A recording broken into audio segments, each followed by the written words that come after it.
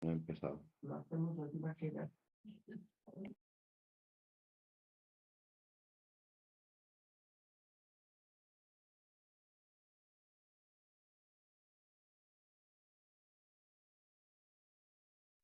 Olá, bem-vindos, bem-vindas e bem-vindes ao Fórum Digital do Global Landscapes Good Forum morning para a Natureza, to all of Tecnologia you e Futuro to the Global na América Landscape Latina e no Caribe. Forum Eu sou Isabel Investing Mesquita, in coordenadora Equitable regional do Global Futures Landscape Finance for Forum na Nature América Digital Latina Forum. My name e is vou apresentar o Isabel evento de hoje. Mesquita. I'm the Estou muito regional feliz de estar coordinator aqui com a of the presença Global de Landscape Forum, especialistas and e I shall be participantes introducing this sensíveis event today. I'm e so glad to have particularmente the feliz de presence poder of apresentar esse experts, evento men aqui and em women, português. allies, Nós temos incredible allies. aqui Hence, it's very português, important to be able inglês, to address então the se floor in vocês Portuguese estiverem during this event. acompanhando com The vocês a event will take tradução place in Spanish, simultânea, Portuguese, apertando o botão English, and do French. So ladinho you can escrito follow us Interpretation. through Aí vocês simultaneous podem escolher o interpretation. idioma We de have preferência interpretation para in the acompanhar lower todas as hand sessões. part of Eu the quero convidar screen. também It's a todo mundo que global está icon. You online can nos click on the acompanhando language of de your vários preference and you países can para participate throughout the participar dos events chats and das sessions. All sessões, of you para throughout the participar de world, you can perguntas e participate respostas e in our também conversation fazer through the chat comentários nas mídias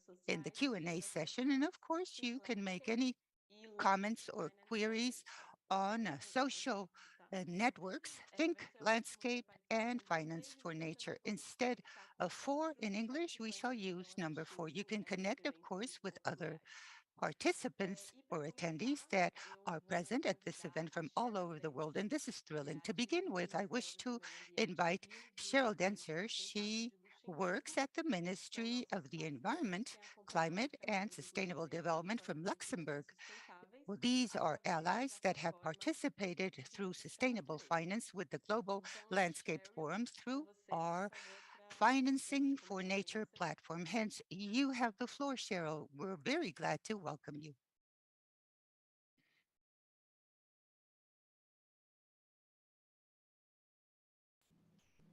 Thank you very much, Isabel. Can you hear me? Is it fine? Okay. So, dear participants, colleagues, and friends, so welcome to today's digital forum on investing in equitable futures in Latin America and the Caribbean that is taking place under the umbrella of the Luxembourg GLF Finance for Nature platform. My name is Cheryl Dancer, and it is a real pleasure for me to provide today's opening words on behalf of the Ministry of the Environment, Climate and Sustainable Development of Luxembourg. We all know about the crucial role that local communities and indigenous peoples, particularly grassroots women, play in deploying nature-based solutions when facing the challenges of climate change, biodiversity loss, and environmental protection. Therefore, it is of utmost importance that natural capital markets for nature-based solutions are carefully designed in order to allow the active involvement and decision-making of local communities in the lead for equity and fairness. Unfortunately, capital markets for nature-based solutions still face governance challenges in this area.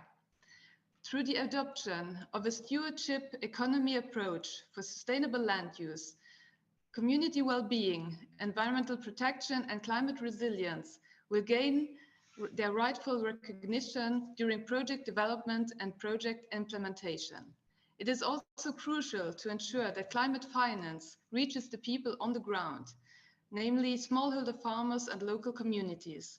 During today's digital event, speakers from different areas of expertise will address the challenges hindering capital flows to reach indigenous peoples and local producers.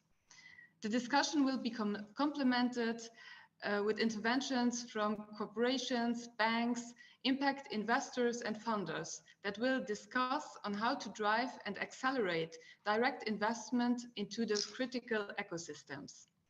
As from my side, I can confirm that Luxembourg will continue to push for innovative and inclusive financing models that benefit the people on the ground.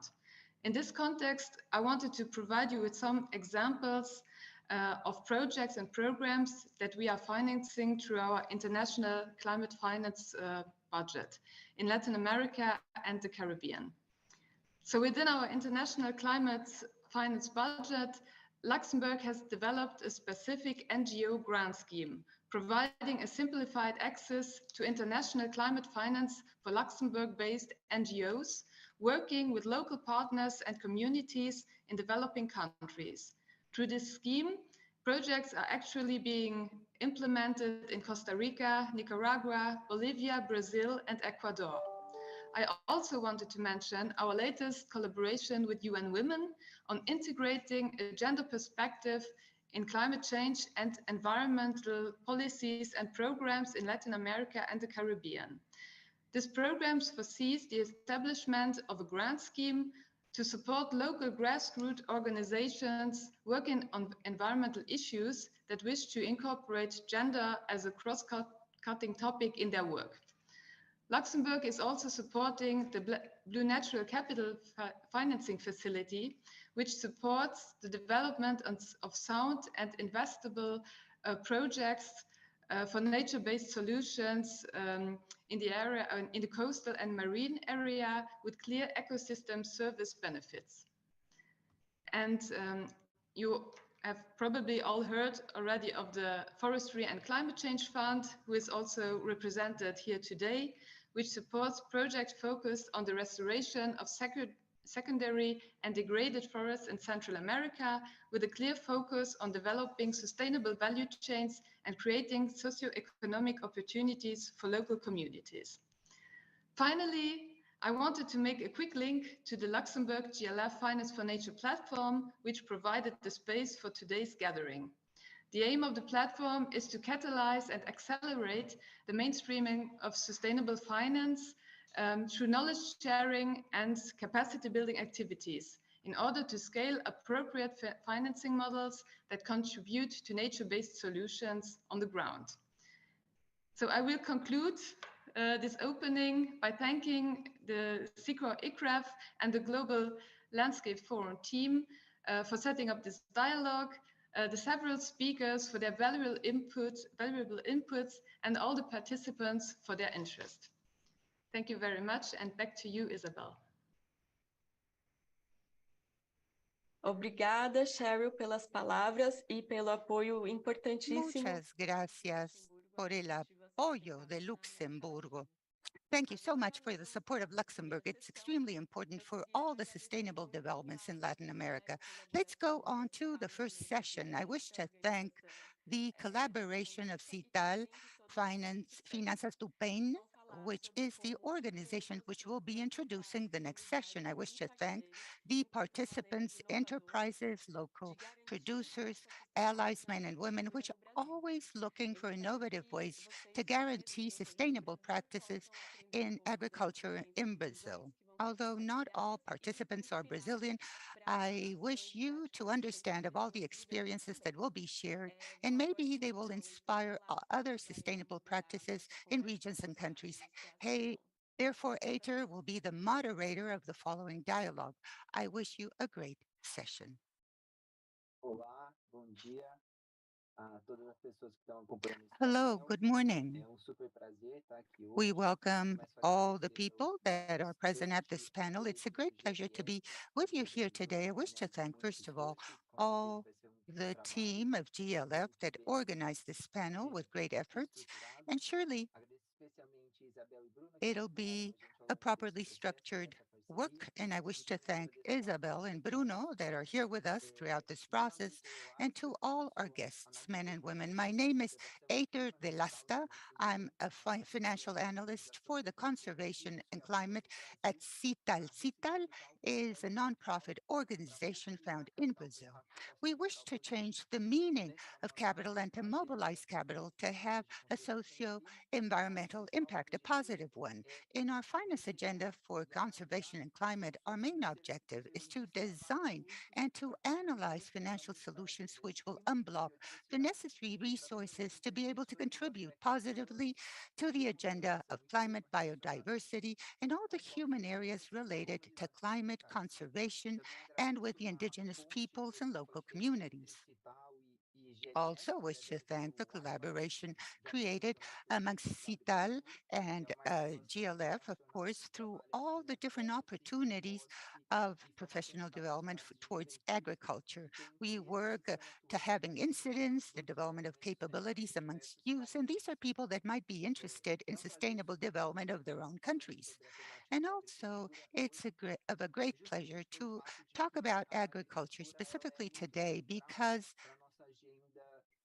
agriculture is the most important topic for the socio-environmental agenda, makes this an excellent opportunity. Now, from an ecological standpoint, agriculture is crucial because it has to do with the planet limits which we can observe today as human beings. These are limits which determine our human conditions and our existence on this planet. Hence, we can relate agriculture with the loss of soil, loss of biodiversity, the nitrogen cycles, the different climate changes, and specifically in the case of Brazil, all the agricultural sector on forests and land use, well, this is one of the main sectors in charge of deforestation and for the increase of greenhouse gas effect.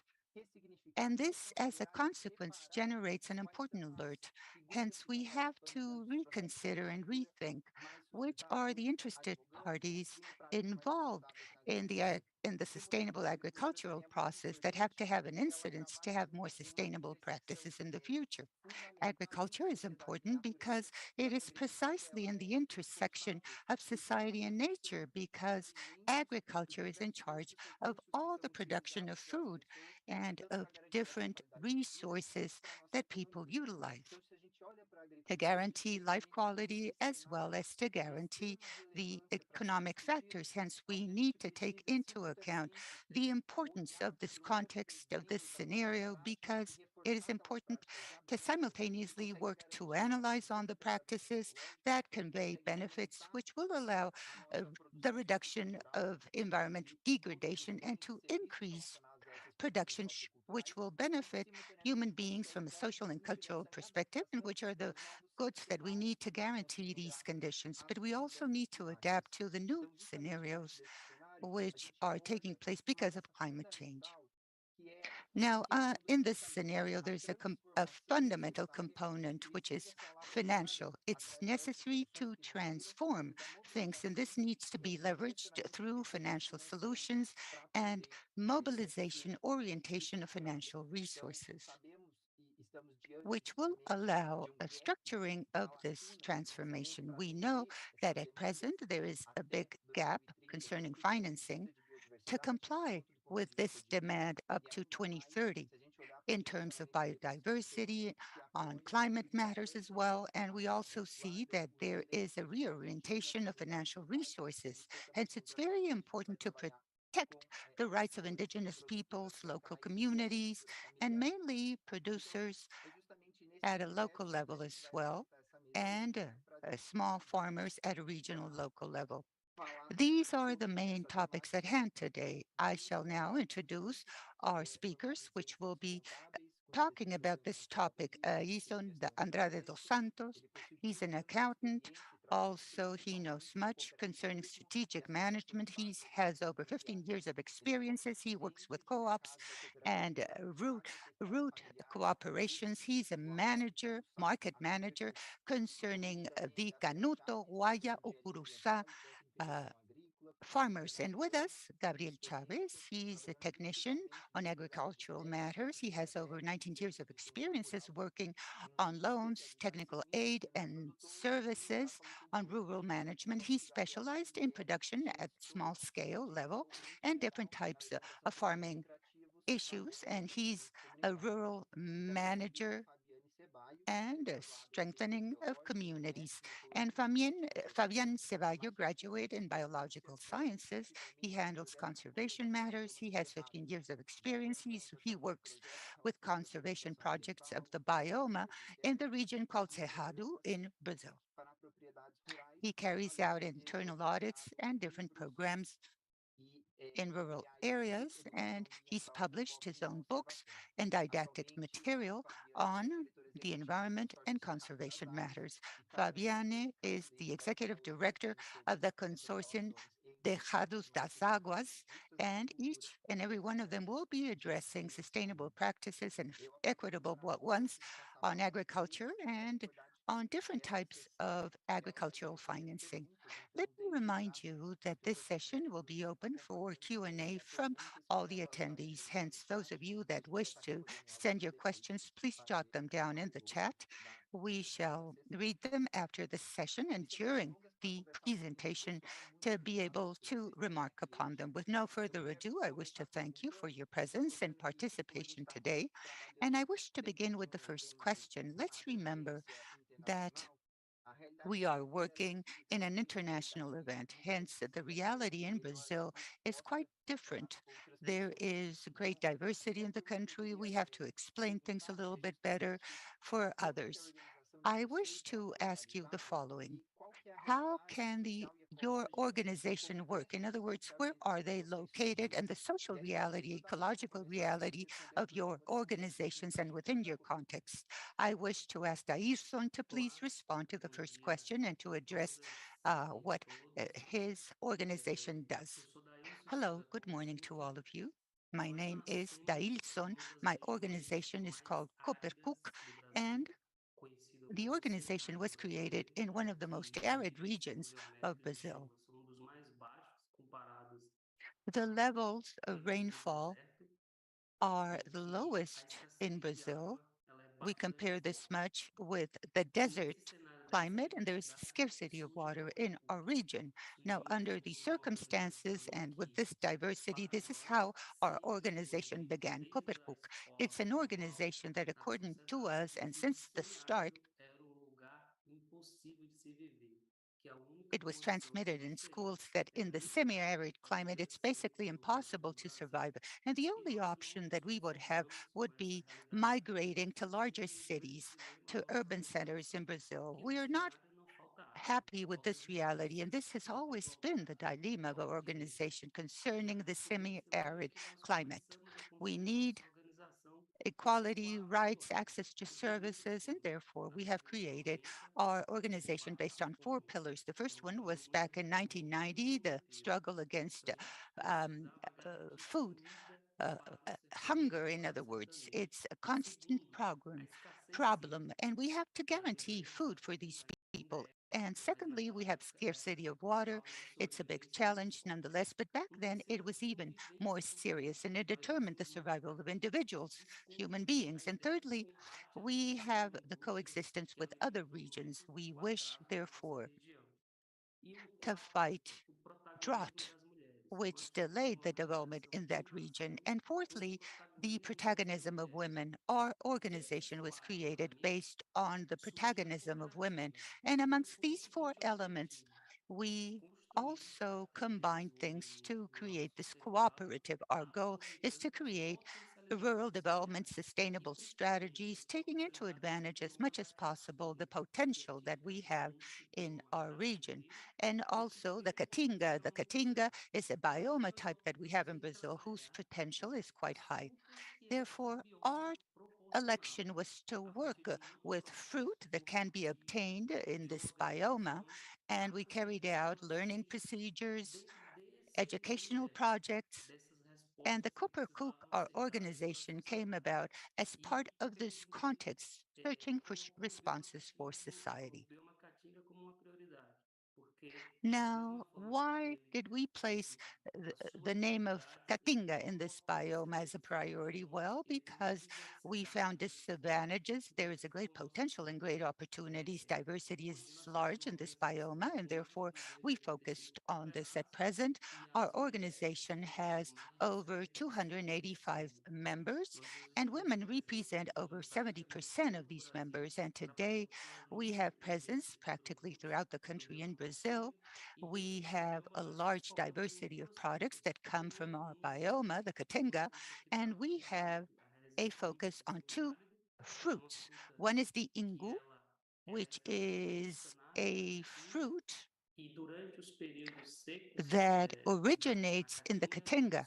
And during the drought season in our region, we only have this single fruit. This is the only thing that can be seen in green. It stores much water, hence it resists drought during a prolonged period. And we also work with maracuyá of the Caatinga, which is it's the passion fruit, note from the interpreter, in this region. And we produce different fruits through these fruits, sweets, for example, artisanal beer, for example. So we have been able to position these fruits in different markets in Brazil and in parts of the world as well.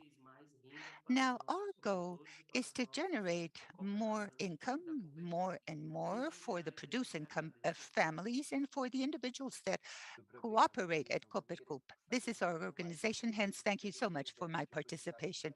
Thank you, Dairson. And thereafter, we will be more interested concerning the opportunities and challenges that you have faced at Caatinga.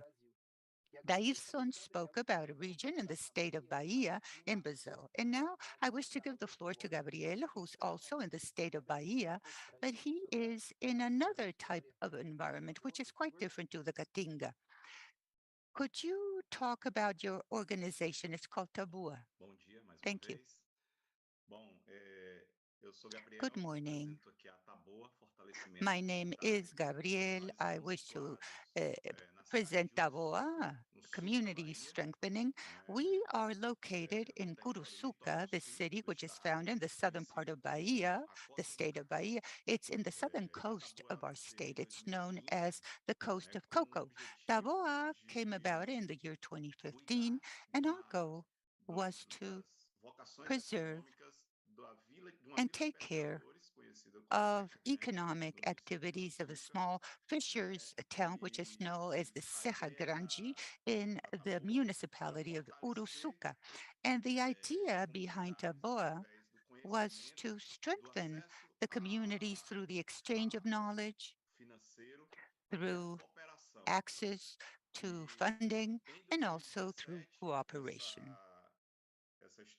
Back in 2017, our institution began analyzing what was taking place with family agriculture, small farmers. We had other allies in the region which helped us out because we faced a big issue in our region. Now, this issue is that part of the regulatory procedures and financing has much to do to access to loans. At Taboa, what we want is to protect the economic activities, and therefore the farmers and the activities in the region began promoting this organization. They were searching for solutions to large hurdles that we identified in our region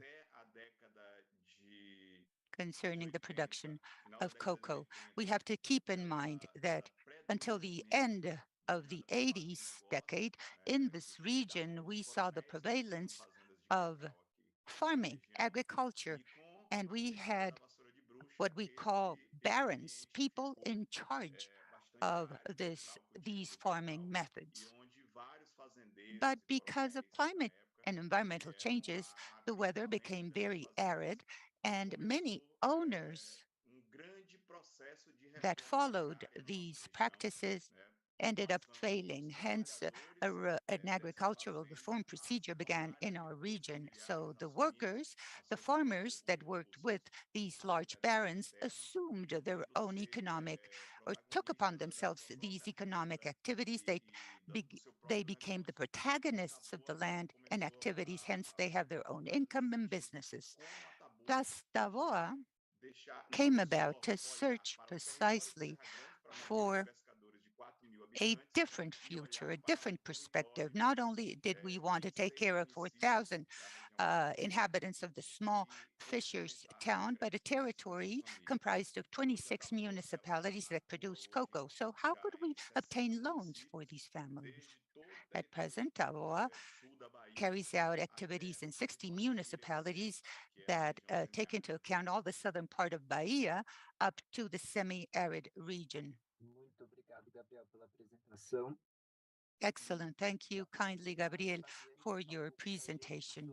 I now wish to give the floor to Fabiane. He will be addressing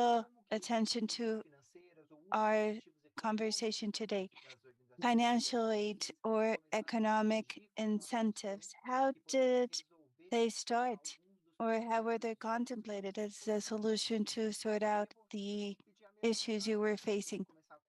And perhaps we can start with Dailson. Let me see. Truth must be told that support and funding of activities is still a major challenge ahead.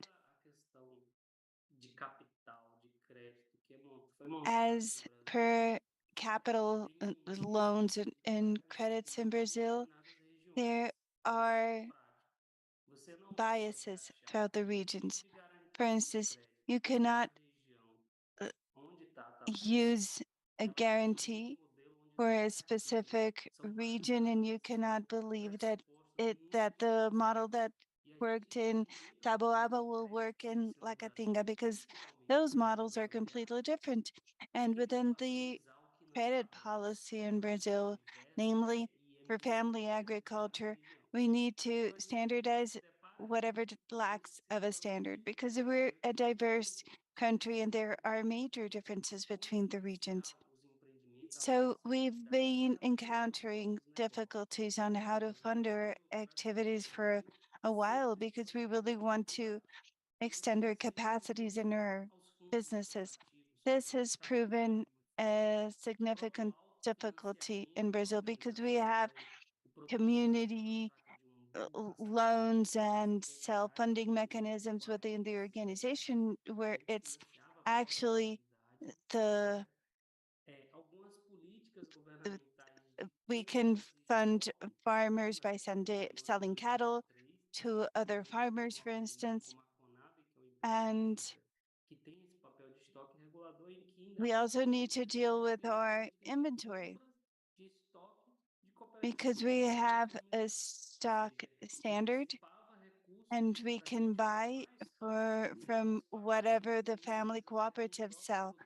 We use to anticipate costs to expand our inventory, to start to sell and to grow even more.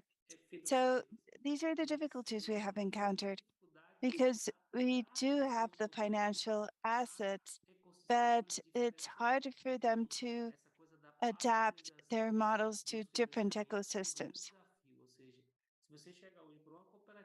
So standardization of funding is a huge challenge ahead.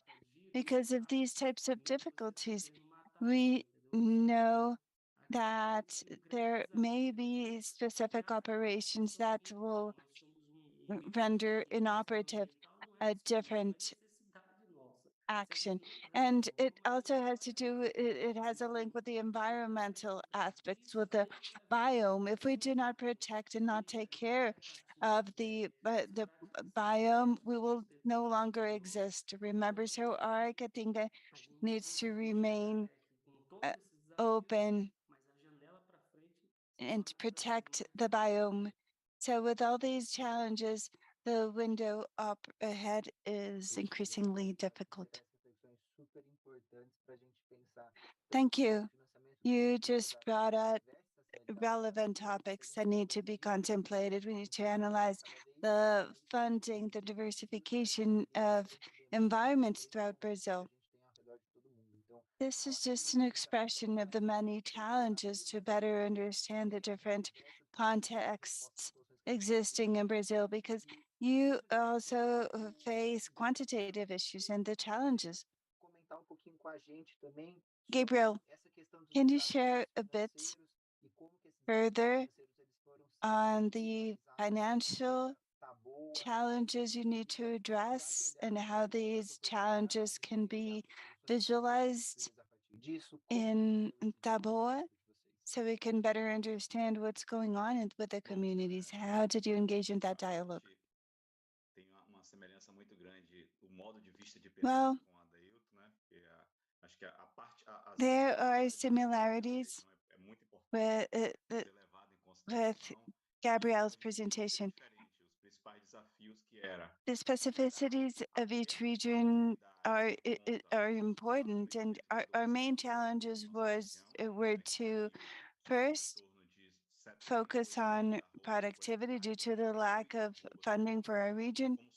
It there was it took a dip in the number of hectares, and we had to overcome the process, and we needed to do so in a certain environment where loan management was actually a difficult process in the region, since the financial institutions didn't want to consider cacao as a passive source of funding. Doesn't necessarily revolve around funding, but operations in the field, in the ground. This is why the cacao region ended up not having access to the funds. That was a major challenge. And we see that this region has the Cabruca cacao, which is endemic to this region. Cabruca entails a different way of planting cacao. It has existed in our region for many years. Remember that cacao contributes to diversity. It contributes to the greenness of our environment and to sustainable development. So the forests are wholesome and to assist the families, which is a challenge because the Kabuka cacao productivity is less than full blown cacao. So the costs are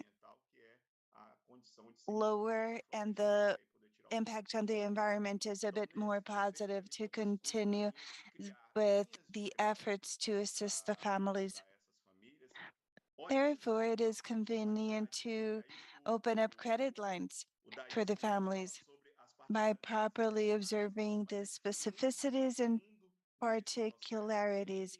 There are regional specificities, but we have gone deeper in this process to understand the essence of farmers because these farmers are neighbors, but each person manages their property accordingly. So we cannot just bundle everything up and create a one-way solution because that will increase the debt. Nonetheless, I love ProNAF, which is a credit line, but the ProNAF is the National Agriculture Program that grants credit lines for the families. Still, adjustments are required to personalize and to customize proposals to the farmer's needs. Of course, I cannot apply the same bundle to everybody and believe that everybody's problems will go away. PRONAF in the Bahia region is 70% of the region. So they started to work in a more personalized nature, assisting farmers with still a reduced portfolio compared to national credit lines, but still the credit line can reach zero rate because there are two common aspects. First, the technical follow-up, because without the technical follow-up, things will not work. And without that, things just don't work because you can't dream things will work without having the financial resources to sort them out. E aí eu já Excellent, gostaria de perguntar Gabriel. para Thank you você so much for sobre your esses contribution. desafios e como que Now, isso Fabiani, implica de what are the incentivo de challenges crédito, ahead and what's going on with the credit, economic incentives? considerando essas perspectivas aí dentro do projeto de vocês? How to contemplate this perspective for your project? Well, I believe that our bias is slightly different. Just last week, our credit line was launched. It started out due to farmers' demand. But when the 2019 consortia was created, it also came through with a collaborative platform. Back in 2019, there were several ideas. As a matter of fact, we had started earlier with environmental services because our main focus was water and to keep water underground to keep it in the soil. So, in order to do so, we knew we had to build a landscape, we had to observe the soil, the vegetation, the surroundings. How? Well, that was our main question. In 2019, we understood that the format of a collaborative platform could assist the coffee growing area and that we could also review how goals were met. Back then, the business sector was supportive, and there are 12 companies currently assisting with the water management services, and decisions are made jointly with the allies for investment purposes and to assist growers.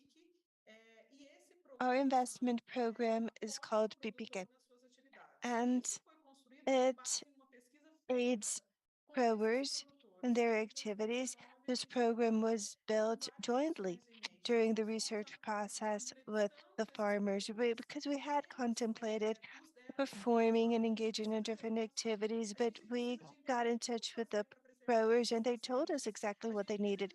They claimed they needed guidance, they needed to understand a way to preserve the ecosystem and to prevent plagues from invading and from becoming a problem. We needed to know how to defend ourselves, and we designed the program based upon those needs. So we started working with that program for the river basins.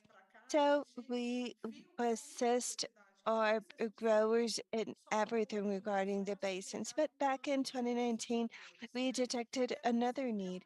We detected that the support given to growers was not enough, that we should invest in the first years. And as a matter of fact, we did buy the seeds, we bought land, we helped them and contributed with the small growers, with the small farmers.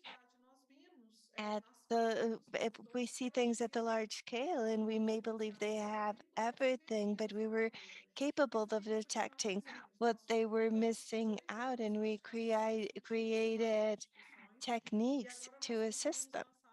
So we discussed for over 2 years with several institutions, and we have now launched our funding line for rivers, and small growers can start out a transition process to implement strategies that will help preserve the soil, to plant more trees in the region, to adopt strategies using more biological products versus highly polluting. We wanted to give the conditions to for adaptation processes, right?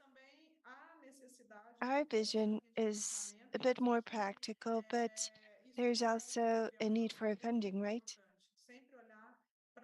As Gabriel mentioned, this is very important because we need to be mindful of the growers' needs because they are individual needs. We need to understand the specific needs of each farmer, especially in amid the river basin. Thank you for your comments. You all touched upon very sensitive topics that need to be thoroughly analyzed. You shared your perspectives on the landscape, and we get to see the amplitude. We should see the full picture always, right? Where there's a relation between nature and society, which also leads us to thinking things from the collaborative perspective. Now, Fabian, I wanted to specifically understand how you visualize the procedures used in Cerrado das Águas from the action perspective.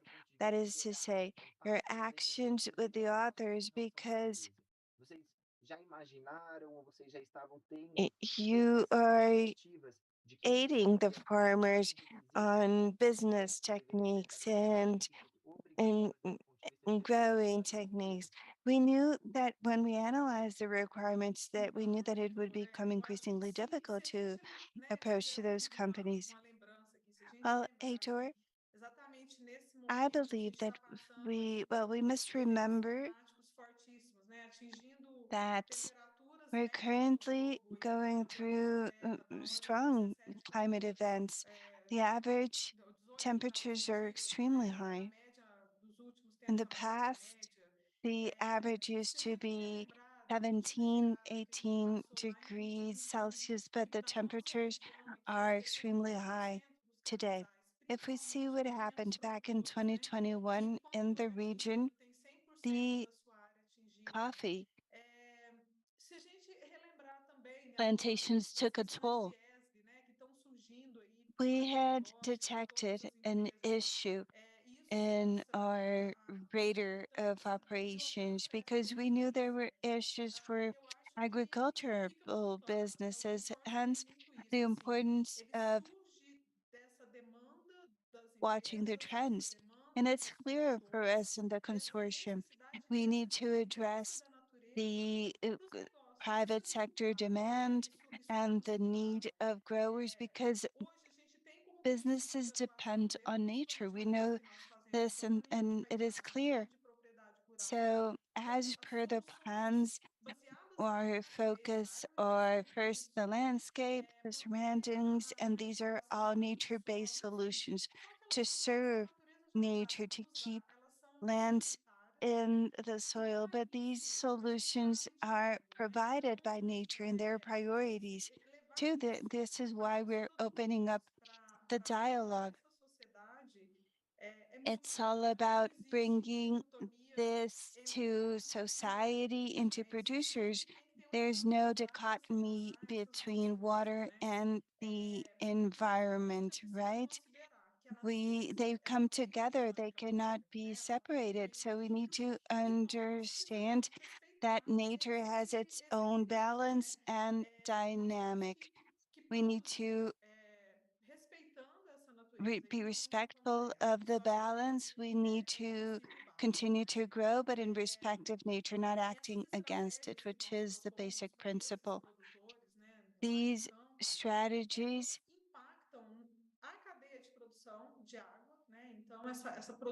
will have an impact on the water production chain. The water production is highly impacted, and we believe that production can be maintained throughout the region. So we're talking about a preservation agenda, right?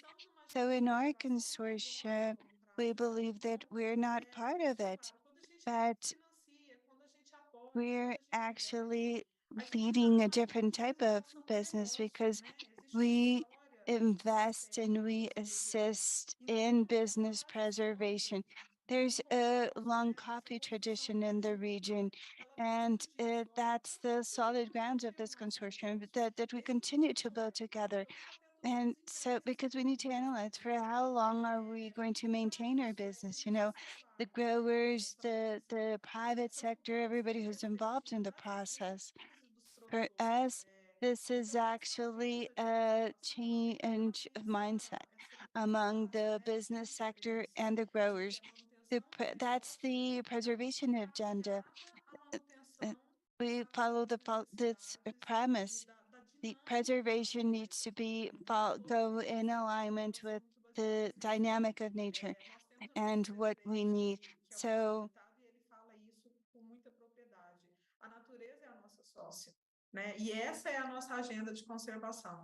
we know that nature is our partner. That's what we've heard, and that's our conservation agenda, that nature becomes our partner, that we are allies of nature, that we preserve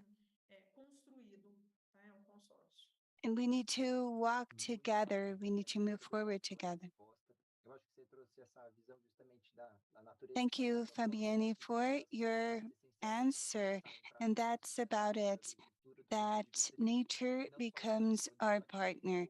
It is one of the most important things because we está trabalhando com relação à sociedade natureza, está produzindo água, está produzindo solo de qualidade, are not only está produzindo providing for specific produzir em conjunto, em harmonia com circumstances, but water will affect climate condition as a whole. So it is important to understand these dynamics of nature.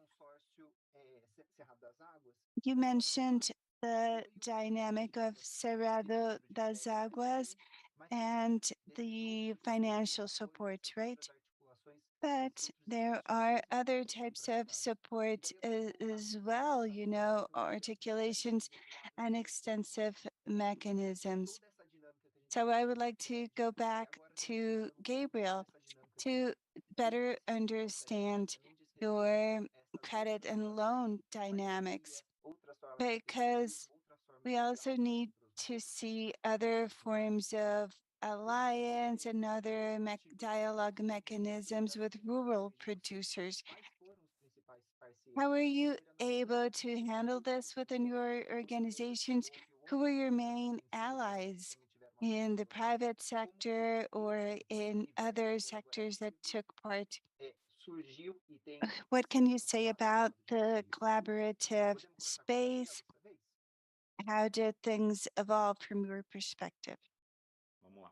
Gabriel. Bom, à medida que os problemas vão sendo Of course. solucionados, os desafios eles vão crescendo, né? Eles vão aumentando ainda mais. Então, As issues are solved, the challenges increase. solução inicial de piloto So we found an initial pilot solution, carteira de crédito de R$ 1 milhão que contemplou and the 45 loan famílias. portfolio was 1 million reais for 145 families. De uma forma que estruturada por várias mãos. A gente teve a Taboa como executora We did it through Taboa, who was the loan executor who engaged in the dialogue with the farmers, Gaia Group, an insurance company that created an instrument called agribusiness certificates specifically for the Atlantic forest. The farmers took part of the construction process by undertaking social and environmental responsibilities,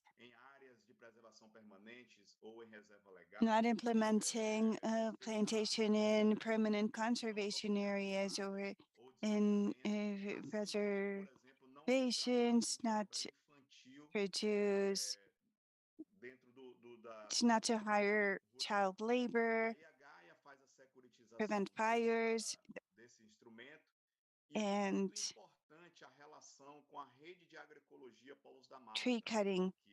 Gaia assisted us in that, and the network was significantly important. Agroecologia is an organization congregating 1,200 farmers as part of the network. So within the context, we implemented a credit line for 150 farmers that's currently operating. We implemented the credit line. We built a team of rural assistance, a credit team, as well as another one who was analyzing the benefits of this product. That is to say that they were checking how cacao could turn into cacao almond, and after that into chocolate. So it's from the seed to chocolate production, full circle. Now, in order to broaden the portfolio, we needed to find yet another partner in a consortium encompassing 15 municipalities. When it comes to loan granting, the most difficult aspect is technical assistance in the rural area and technical follow-up, which is a key task for those implementing credits, and you cannot leave that aside at all. Still, this is a very expensive task because technical follow-up is expensive too. So we created a consortium with the municipalities to implement technical follow-up alongside the Municipal Agricultural Board.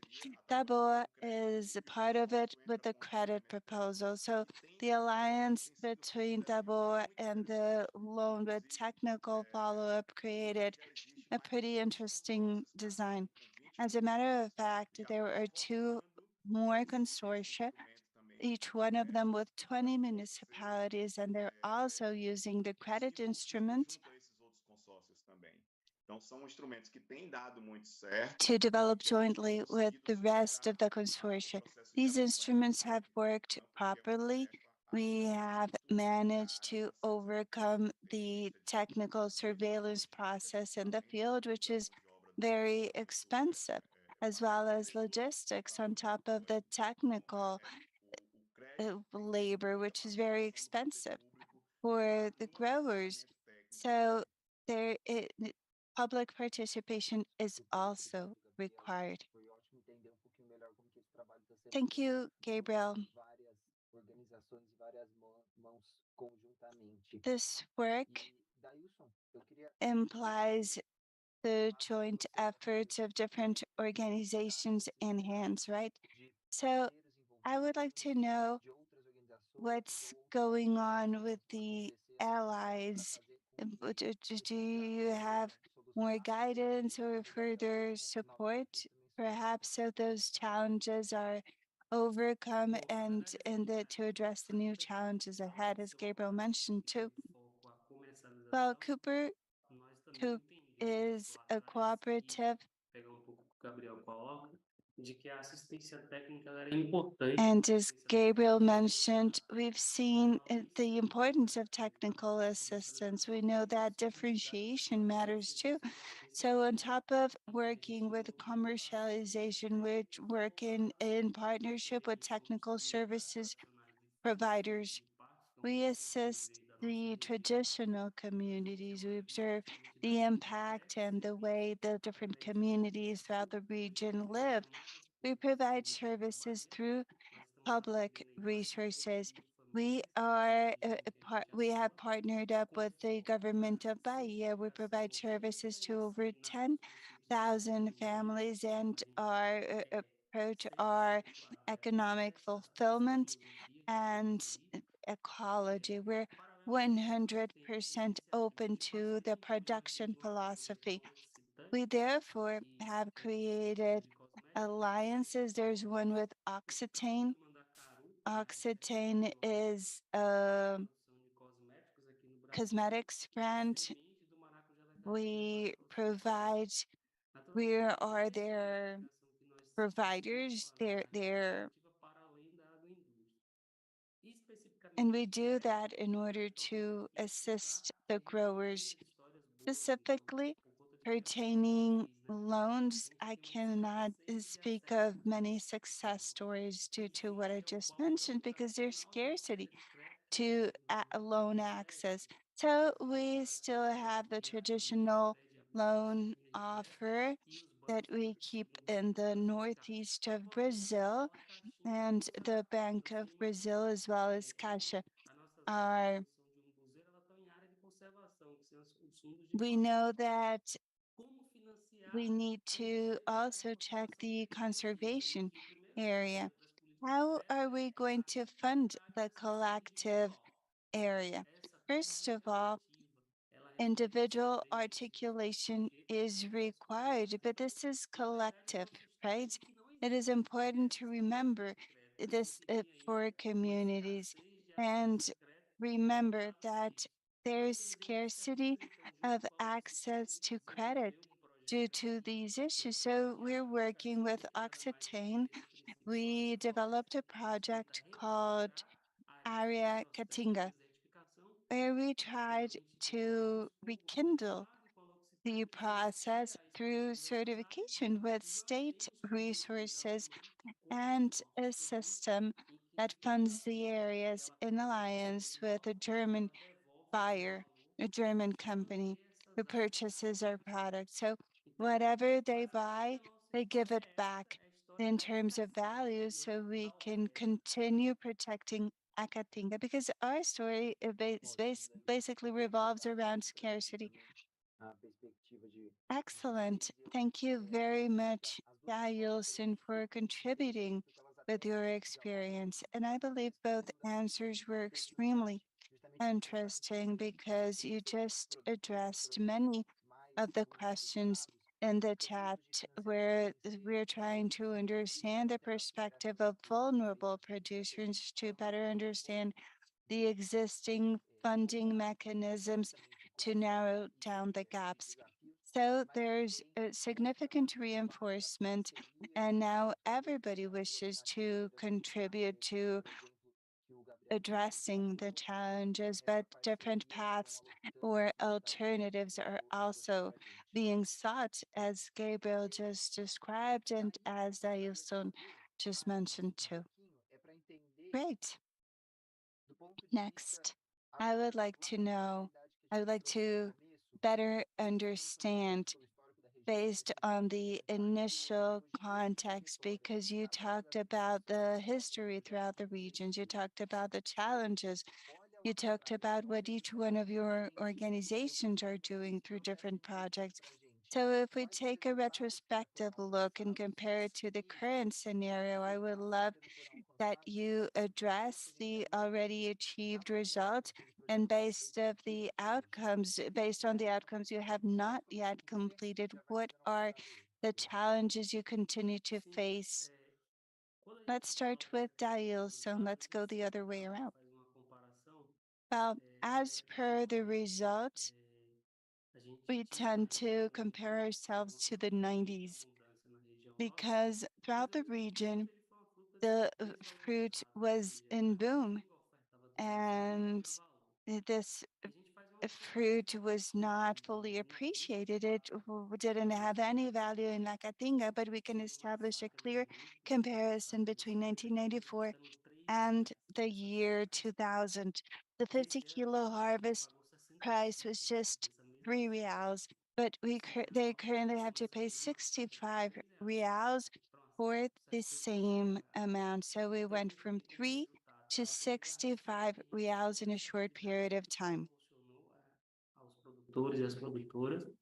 The result is an increase in economic activities for farmers. There was an empowerment of women in the sector because this was possible because of the strength of women. We believe in their strength. And as a matter of fact, women believe firmly for things to take place. As a matter of fact, when we speak about the rights of women, feminism, and so on and so forth, this is an update. It's not something common at present, but back in the 90s, with the macho culture that existed, well, this is another period completely. And there is a common statement in our organization. We say that we are the result of coexistence amongst every one of us. We are the history of this coexistence because it's thanks to this factor that we're able to obtain results.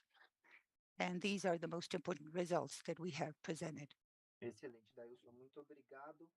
E Gabriel, do lado da Thank you, Taboa, Dyson. eu Very sei kind. que Gabriel, what você about you gosta at de Tavoa? comparar os cenários das realidades How can we socioeconômicas de vocês no compare passado e hoje, between olhando the assim para social trás, and familiarizando vocês onde que vocês ecological estão hoje? reality of the past with the path that we have undergone until now? Parecido com a realidade do Adailton, a gente, da Dailson, As a matter of fact, it's similar a região to de Daírson's cacau, reality por because conta desse our region, processo da vassoura de the bucho na cocoa década de region, 80, final da década de 80 and e a década de because 90, of this process that took aconteceu place back processo in the de êxodo rural 80s muito up grande, to the 90s, né?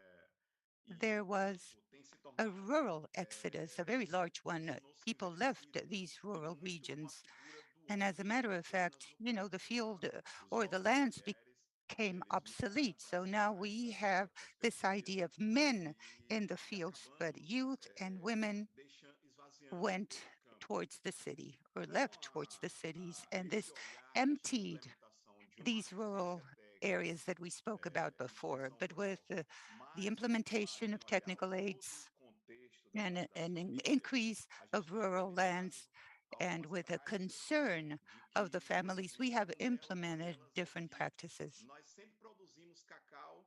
And amongst these, we have the production of cocoa. But the production of cocoa does not mean a consumption of chocolate for those that produce. Those that produce chocolate or produce cocoa did not eat chocolate. It was impossible. But if we analyze the year 2005, this last decade, up to now in a region at present, there are almost 200 farmers, factories, family farmers that were able to integrate the production of chocolate by means of the cocoa that they harvest. In other words, out of the plant up to the chocolate bars. So this adds value to the productive activities of this population. And this makes the families to return to their rural lands. And another result that we have been able to see because of the insertion of women and youth in the land is the process of an increase in technology that has taken place. For example, there is a tool for the culture of cocoa. Maybe you do not know it, but it's called bisco. This is how we call it. It's like an improvised knife to clean out the land, the agricultural land where cocoa is being produced. And this tool allowed the farmers to be able to leave the agricultural land very quickly. And they couldn't work when, for example, they were 55 years of age or more or less that age. But because technology has improved in the land and there are different loan lines for the funding of more sophisticated tools to plant these types of crops, well, more people can participate in these activities.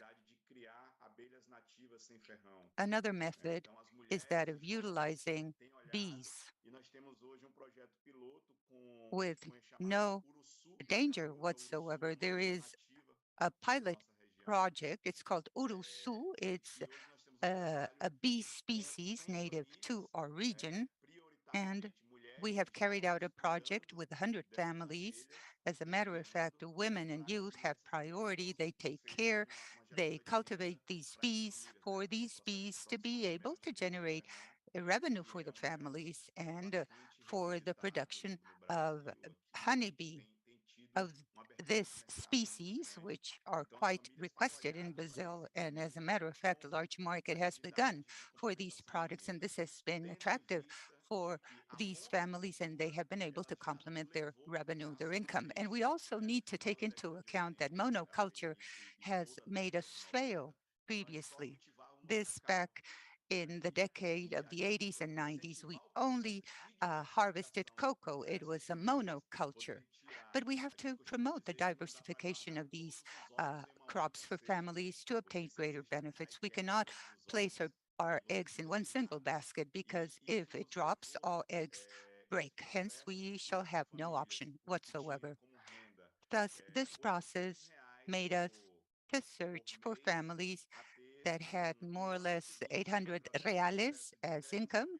And the next year, through this process of adding value and through new products, their income is of 2,500 reales. It went from 800 to 2,500 in reales monthly. And this means, contribution of these alternative crops for them to leave poverty circumstances. Fantastic, Gabriel. These are very interesting experiences. And I now wish to give the floor to Fabiane. I wish to understand the current circumstances for all the people and for the environment as well, where the Sena dos Águas consortium works. Our main objective is to improve the supply of water resources for soil usage, for climate change purposes, for the amount of land that's available for this use. And these results will reach us in the long term. We do know that we're not able to change these circumstances of scarcity, to convert water from quickly. The hydrographic basins are similar to the human body because water is like the blood in a human body. It reflects the health situation of a body. So in our case, water reflects the health circumstances of the basin as well as the blood in a human body. Now, with regards to results in the long term, we have an investment program for conscientious farmers. Its function is not only to increase or to extend this program to implement strategies. Not only are they the executors, but rather they're the facilitators of the complete process. We wish to change the paradigms towards new strategies. We call these strategies as intelligent ones for climate purposes. In that way, we will be able to change the scene to improve land quality, to improve the existing conditions in these locations, and for water not to disappear, for example, with heavy rainfall when this takes place. And we are aware that this goal is difficult to achieve because it's for the long term, and we're working hard on this objective. But the development of this program concerning the investment of aware producers with the scale technology does not allow us to work in an isolated fashion. We need to work together. Like, for example, those lands or properties that are near each other for transformation to take place in a real manner. I believe that we have obtained positive results and the future perspective is quite good as well. We have three hydrographic basins where we work, and together these three basins are in charge of the provision of almost 250,000 people in where they're located. Now, this region where we are found, we see different issues that take place. Hence, it's urgent to develop this project that began in 2019. It has to grow because there is conflict regarding water scarcity. There are many municipalities that suffer because of a lack of water. At present, we are able to reach 1,500 hectares. We do not call them restored or recovered areas with intelligent farming because we know that this is a long procedure. But we are transitioning to achieve this intelligent farming with regards to climate that includes native vegetation. And we feel very proud to say that last year we began with a project requested from the farming communities. They told us that they wanted to know how to implement an agroforest. In other words, how can I harvest? How can I create a production system with shade? In other words, this is something novel to our region. These are new techniques, much innovation. So this is the demand at present. We also have a funding strategy which stimulates these farmers, small scale farmers, and we want this to be the foundation for new financial systems and to be able to create greater opportunities. At present, we have 33 properties. As a matter of fact, there are 106 which are adding themselves to TEPIC, and we practice in these locations the activities that have been implemented. And that is where we help the different farmers that produce. There are many regions, and as a matter of fact, this is composed of 55 municipalities. We began in 2019, but we are very glad to be able to address these results because this shows that we're able to do things differently, and this is possible. Super obrigado. Excellent, Fabiane. Gabriel Dairson, thank you kindly for your participation, and thank you for your enthusiasm. We could definitely continue talking for a further hour, and this shows the great diversity in our country because there are different scenarios where we were able to look at the different challenges. We know that things are extremely complex because there are many changes related to weather, to climate, the biodiversity agenda. There are social challenges also related to each one of the regions and the projects. And we also know that there is a large impact, but the most vulnerable locations receive the biggest impacts. And we also heard about very enriching experiences that show that there is not one single solution. The most important thing is to understand the importance of these partnerships and to bet on diversity, because there is a big diversity of resources besides biodiversity and solutions. There are different origins where capital can come from, teamwork, articulation. In other words, it's very important to understand that there's great potential in diversity, and this is how we wish to close this panel. And thank you kindly for your participation, and hopefully we shall dialogue in the future with all of you. We will hold a further panel in this event. Well, thank you very much, and we'll see you soon. Thank you.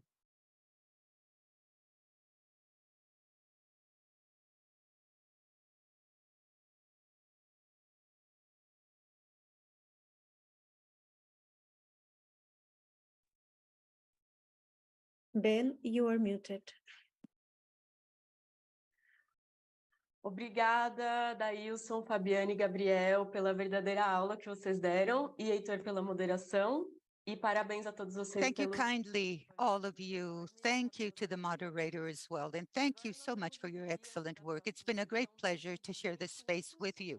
Now, before the next session, we shall show you a brief video. One of them has to do with the GLF-X program. It supports local organizations that promote sustainable landscapes in different locations of the world. The video shows somewhat the work of Latin American organizations that we have supported, and thereafter we shall see a video, or watch a video rather. It's a short video for the next annual event that takes place before the climate conferences of the United Nations. So this time it'll take place at the GLF Nairobi. Let's watch the videos.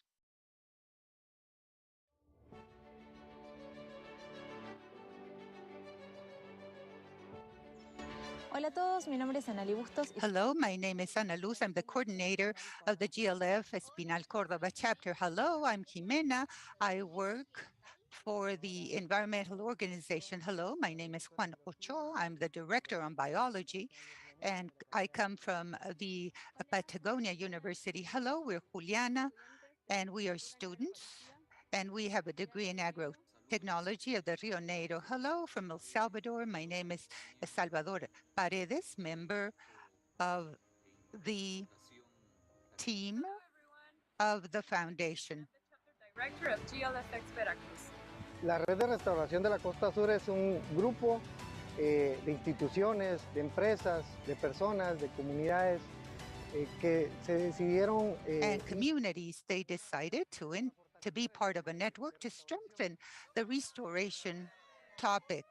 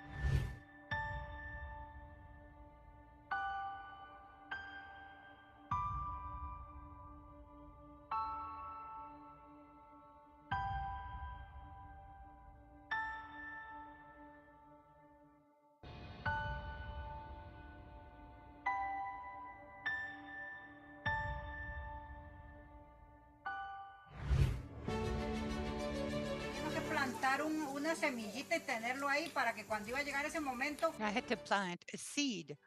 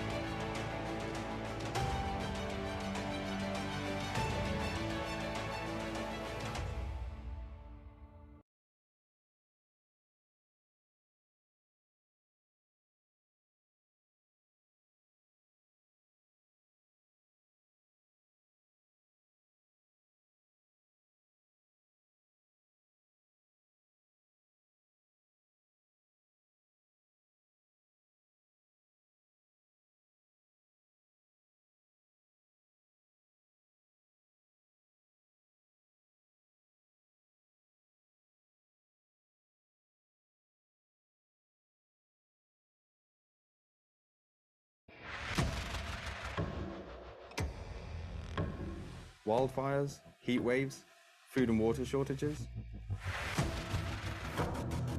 This is our reality today, and it's going to get so much worse. El Niño's officially here, which means global warming could already reach the 1.5 degree target within the next few years. But what can we do? All over the world, grassroots champions, traditional leaders, youth and women are building local remedies to the global crises we face. Join us on the 11th and 12th of October to craft a survival guide for a planet in crisis and build a new vision for Earth. Connect and network with top innovators, scientists, creators and financiers. Find hope through art, music and inspiring stories, and help turn vision into action. We'll see you at GLF Nairobi.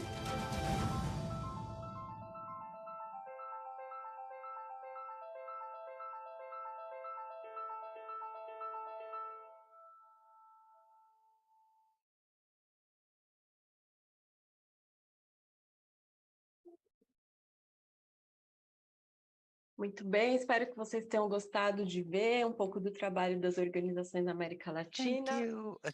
I'm very glad to have seen how certain organizations work in Latin America, and I hope you're thrilled about the perspective of this event that will take place in October. Let me remind you that we have simultaneous interpretation available. You just have to click on the interpretation icon. It's a world icon on the lower right-hand side of your screen and choose a language of your preference. You can also use hashtag Think Landscape and Finance for Nature on our social networks. And please remember that we have to stand up, drink water, be hydrated for the next session that will be somewhat different now. This session is inspired on a TV, a reality show. It's called The Dragon's Den. I do not know if all the attendees know about it. This is a program where entrepreneurs, men and women, people that develop their own projects, will be presented this to possible investors. Hence, we will have a Dragon's Den presentation on sustainability. There will be 3 people that develop projects that promote socio-environmental integrity in their territories, and they will be presenting their projects to 3 possible investors, which will be evaluating, questioning, and providing feedback to improve even more these projects that are being developed. Let's start with Marcial. Thank you. Thank you very much, Isabel. Thanks. Let me check my video here. And the video is not working. Okay.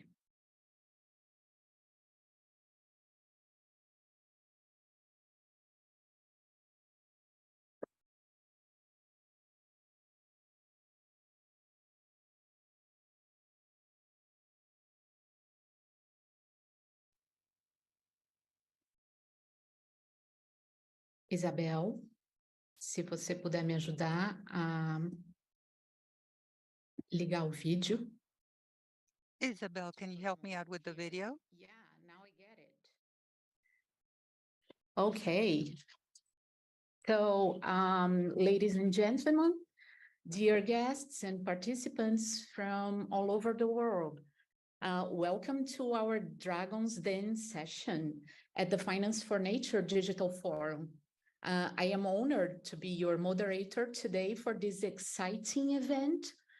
And here, innovators and investors come together to explore groundbreaking projects that harness the power of nature for sustainable finance. My name is Marcia Siqueira, and I'll be guiding you through this session today.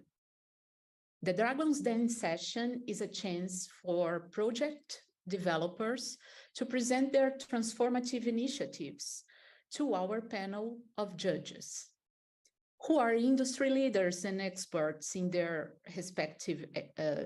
respective fields. Our committee will evaluate these projects based on their potential for environmental impact, financial feasibility, and scalability. My pleasure to introduce our judges. These individuals bring a wealth of experience and expertise to our section. Please join me in welcoming first Miss Cynthia Leon Herrera from the Forestry and Climate Change Fund. Dear Cynthia, can you hear me? Can you please kindly introduce yourself? Yes, bon dia, good morning, buenos dias, that's all I have. My name is Cynthia Leon from the Forestry and Climate Change Fund. I've been an advisor for the last 4 years for the fund, and our focus actually is to invest in secondary and degraded forest in Central America and Mexico. And we also have like around 10 projects in the area. And our plan is to continue investing in the area. So thank you very much for the opportunity and good luck for the participants. Good. Thank you very much, Cynthia. Our second judge is Lia Gonzalez Isa, Regional Director at Incofin Investment Management. Lia, can you hear me? Can you please introduce yourself? Yes, Cynthia, I can hear you. Can you hear me? Yes. Good. So thank you very much, and thank you for having us today in this Dragon's Den. At Incofin, we invest for impact to drive inclusive progress and sustainable transitions.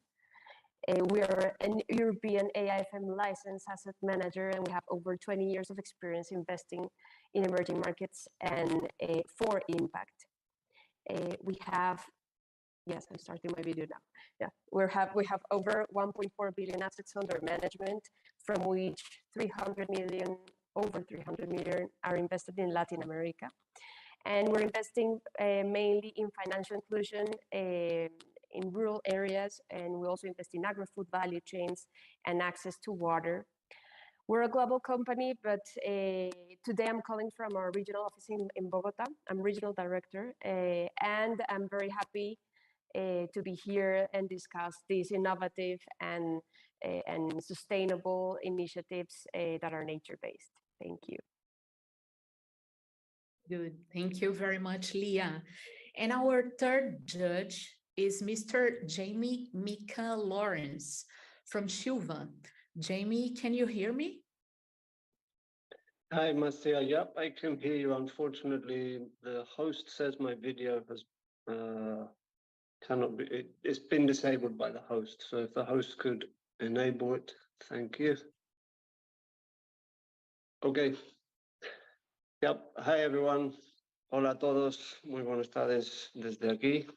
Buenos días para los que están ahí. Good afternoon from here. Good morning to those of you over there.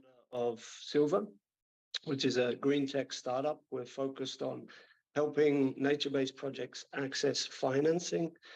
And we do this by trying to remove many of the barriers that are common in this sector.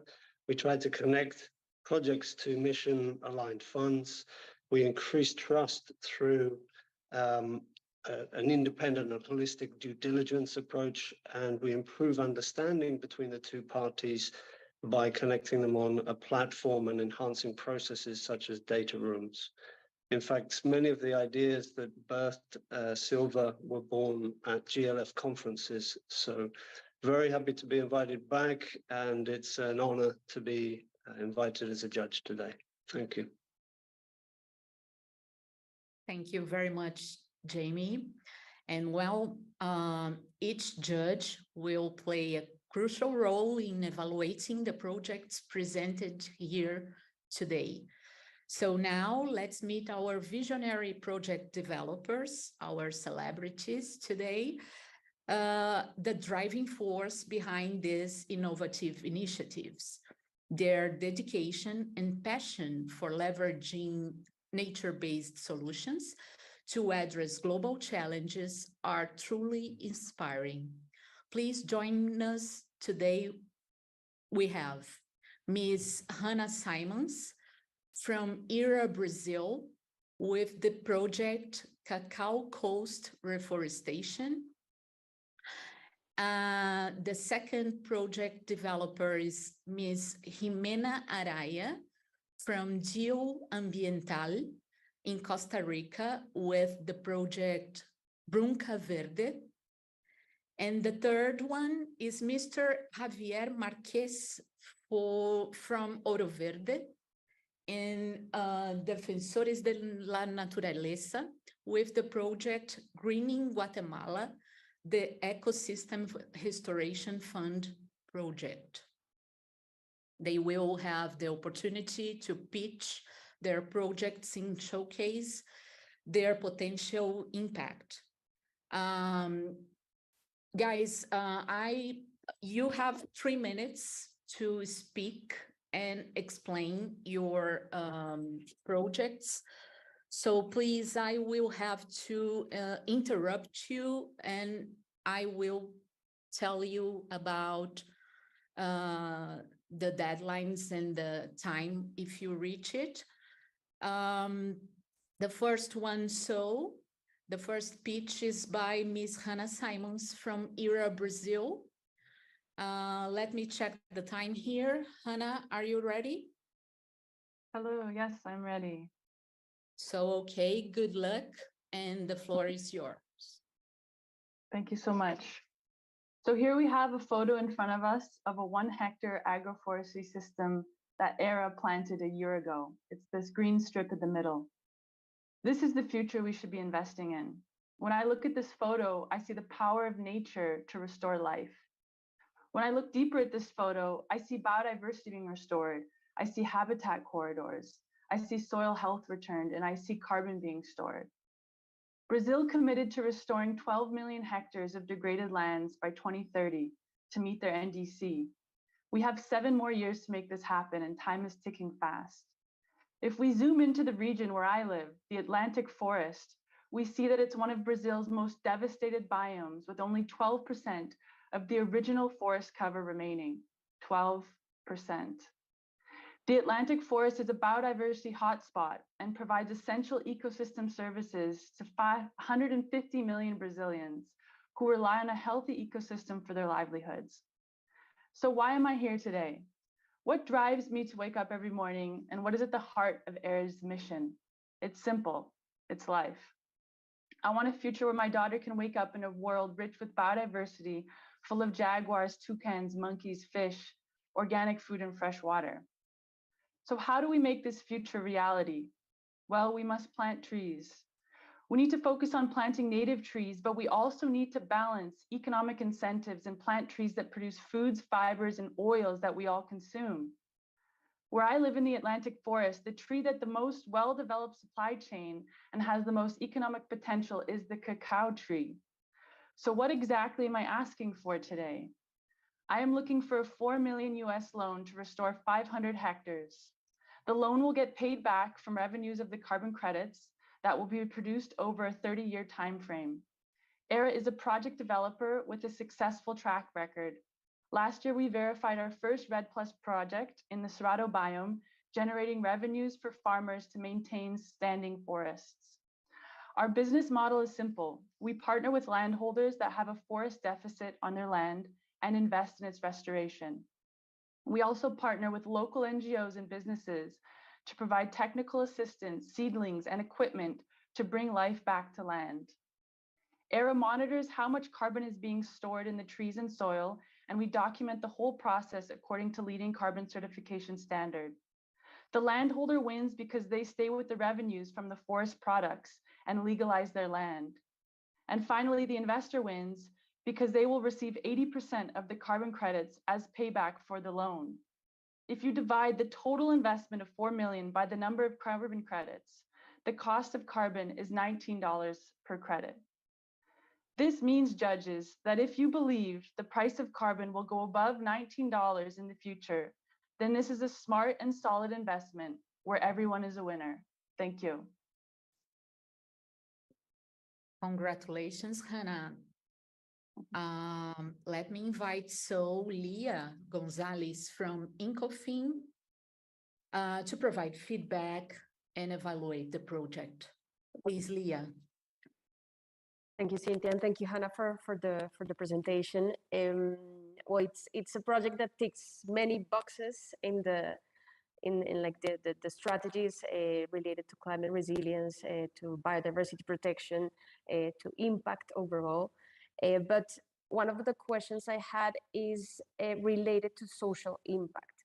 So could you please elaborate a little bit more on the social impact? Usually biodiversity protection and environmental services are not always projects with clear social goals. So how is the community involved? You mentioned that they can keep part of the revenues of the cocoa plantations and so on, but I would like to further understand how are these communities involved?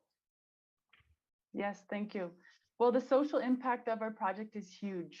First of all, jobs will be created for the local communities to collect native seeds, prepare the seedlings, prepare the soil, plant the trees, manage the trees, monitor the carbon, and monitor the biodiversity.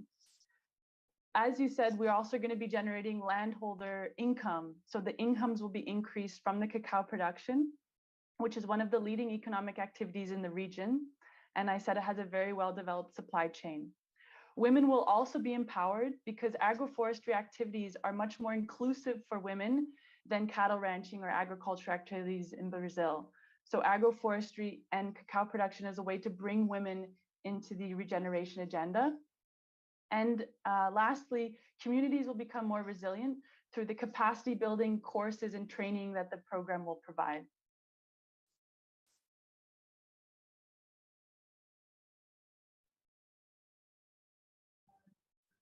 Thank you, Hannah. Cynthia, if I have time for another question, or if anyone yes, can please go ahead. Yeah? Go ahead. Okay, thank you. So, and another point that was very interesting to see is also the biodiversity aspect. So do you foresee that eventually also for the future, is this like a potential revenue stream that you would add in the project as a like in the way in the form of biodiversity credits or other environmental services?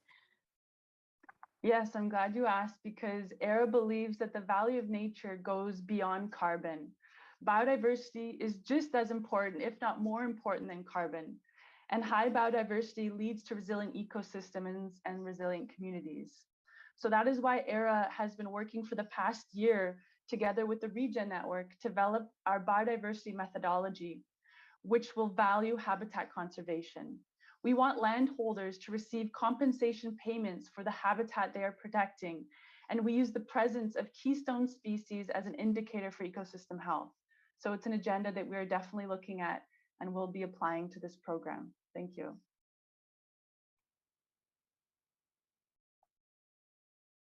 Thank you. Any other questions?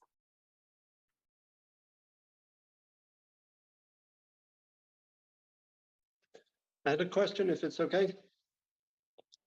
Yeah, sure. Go ahead. Hi, Hannah. Excellent pitch, by the way. Lots of passion in there, but also core facts and figures, which is a great mix. A question on focusing quite heavily there, at least initially, on the agroforestry and tree planting. That 4 million that you mentioned, does that include what's needed for a nursery infrastructure, or is that already in place, or is there a different work stream for that? It's a good question. So the business model that we prepared considers a 5 real price for seedlings. So we're considering that we're going to be purchasing directly from the nurseries. Which are already in place in the area. Yes. Yeah, so we've mapped, there are a number of nurseries available in the region.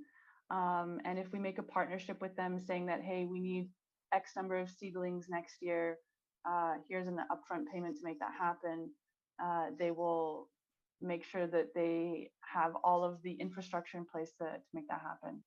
We've checked in with a number of nurseries here in the region. Okay, thanks, great.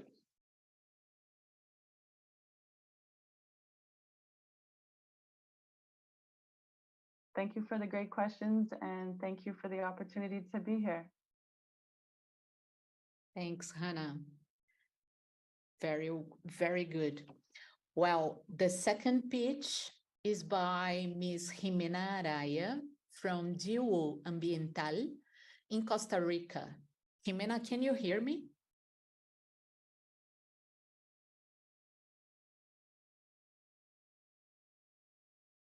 Jimena?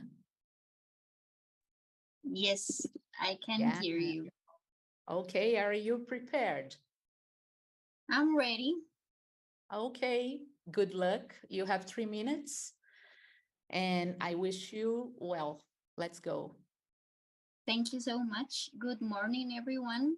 I would like to start by asking you, do you think that support is really provided to communities in order to conserve nature and its services? Of the $1.7 billion announced as a commitment at the United Nations Conference on Climate Change in 2021 to guarantee sustainable land tenure for the mitigation and adaptation to climate change, only 7% will go directly to indigenous and community organizations. We are Digo Ambiental, a Costa Rican nonprofit and non-governmental organization that seeks to establish a model that supports communities to meet their sustainable development goals, address their social environmental challenges, and provide nature-based solutions through landscape restoration, capacity building, and climate change awareness. We specialize in understanding communities' context and proposing responses that adapt to the needs and opportunities of indigenous, peasant, and coastal communities, generating verifiable and sustainable triple impact projects. The model that we propose arises from 2 previous pilot projects developed by an experienced interdisciplinary team that has worked with the public, private, and civil society sectors.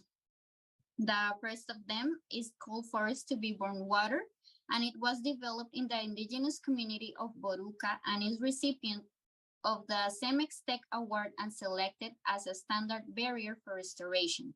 The second one is called Employability of Women and Youth in Sustainable Green Businesses, and it was developed in 2022 in the communities of Boruca and Palmar Sur with the support of the PISCA Fund of the French government. Both of these projects have been developed in conjunction with public institutions, indigenous, peasant, and coastal communities led mainly by women and international institutions. As a result of these efforts, our Brunca Verde program emerged. This program seeks to promote adaptation actions to climate change in the communities of Terraba, Boruca, Palmar Sur, and Ciudad Cortés in the Brunca region of Costa Rica, strengthening the biological connectivity between the La Amistad Pacifico Conservation Area and the Terraba Serpe National Wetland.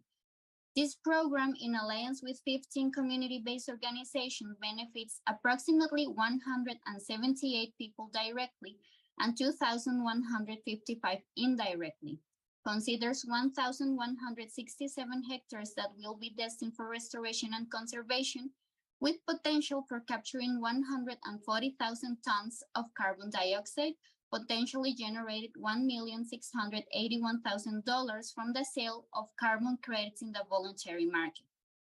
We estimate that an investment of $500,000 is necessary for a period of 4 years to ensure the natural capital of communities, establish value chains with nature, and the inclusion and equity of women and youth, as well as advice to establish this model. We believe that our model can be a way to address the urgency of democratizing access to financing for local climate action that prioritizes the most vulnerable populations. Thank you very much. Fantastic. Thanks very much, Jimena.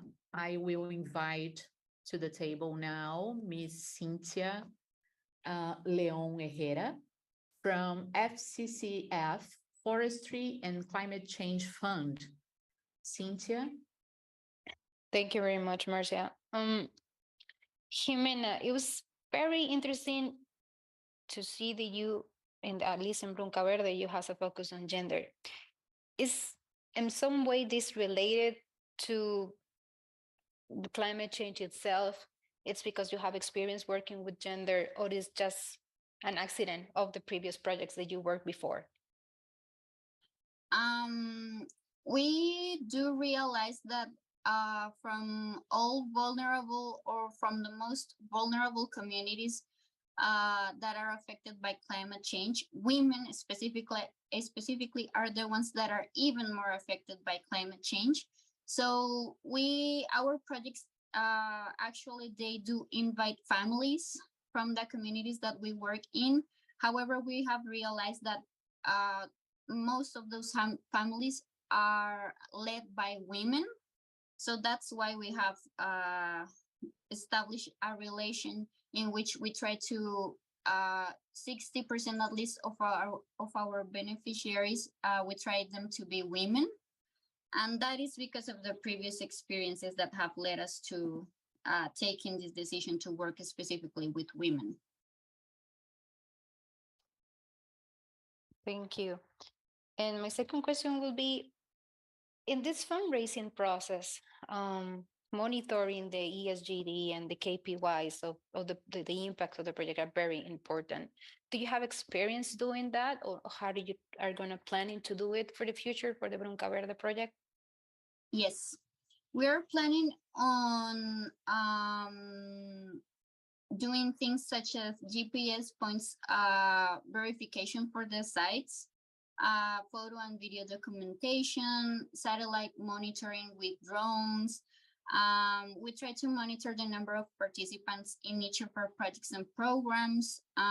Also the percentage of the forest cover, if it's increasing or at least maintaining itself. And also the number of farm management plans and business plans that are going to be developed. So we do have a record on tracking and monitoring our impact. Thank you very much. And as a Costa Rican, thank you very much for your work in our country. Thank you so much. Thank you. Any other questions? We can go ahead. So, yeah, our third project will be pitched by Mr. Javier Marquez for the Ecosystem Restoration Fund in Guatemala. Mr. Javier, can you hear me? Yes, I can hear you. I can't put on my video. Yeah, let me check with our support administrators here. But you can see my presentation, right? Already, yeah, it's shown. Okay. It's not working, your video still? No, oh, I think yes. Okay. Is that right? Good. Now, yeah, good. So good luck. You have 3 minutes and the floor is yours, Javier. Thank you. I'm Javier Marquez, the Managing Director of Defensores de la Naturaleza Foundation, the largest conservation and restoration NGO in Guatemala. For 4 decades, we have tirelessly protected and restored our biodiversity in nearly 500,000 hectares of land. Guatemala has the highest rate of species endemism in Central America. However, the loss of forests and their biodiversity poses a significant environmental problem, contributing to nearly 50% of the country's greenhouse gas emissions. Unfortunately, our current funding approach relies heavily on grants, hampers our ability to fully implement our strategic plan. Additionally, limited discretionary funds restrict our efficiency to implement preventive measures to combat deforestation effectively. Luckily, in partnership with Toro Verde and through the IKI project Forest Values, we are establishing a trust fund to ensure the economic sustainability of ecosystem conservation and restoration operations on the ground.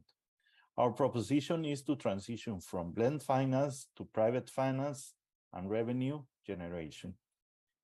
Our trust will have a diverse pool of income sources in the short, medium, and long term. Capitalization will come from both the public and private sector, and this will help to leverage our revenue streams. We already have conserved, sustainably managed, and restored 5% of Guatemala's territory and habitat for 80% of the flora and fauna. These efforts contribute to biodiversity conservation, carbon emission reduction, water security, and increased climate change adaptation. We also have empowered the local communities living near these protected areas by promoting sustainable value chains, improving their livelihoods. But that's not enough. Looking ahead, we need to scale these efforts to achieve a greater impact. By 2027, we aim to establish a climate resilience model with a restoration goal of at least 3,000 hectares of degraded land, benefiting 25,000 individuals. Defensores de la Naturaleza is a reliable partner for any financing process. To achieve our ambitious goal, we require additional resources for conservation and restoration. This is why we want to generate revenue streams. Sorry. For this, we are actively seeking co-investors, particularly interested in photovoltaic generation. We also seek expertise of financial analysts to explore new modalities like equity and experts in ecosystem services models to strengthen our conservation efforts. And we look for fundraising experts to support the capitalization process. We also welcome the involvement of private sector in co-investing sustainable supply chains. Let us ignite our efforts. Through your support, we can expand our reach and magnify our impact. Our time for action is now. Thank you for your time. Javier, thanks very much. Fantastic. And now I will invite Jamie Lawrence to comment and give you feedback and ask questions. Jamie. Thank you. Hola, Javier, encantado. Hola, Jamie. Thank you for all of your work on the ground there.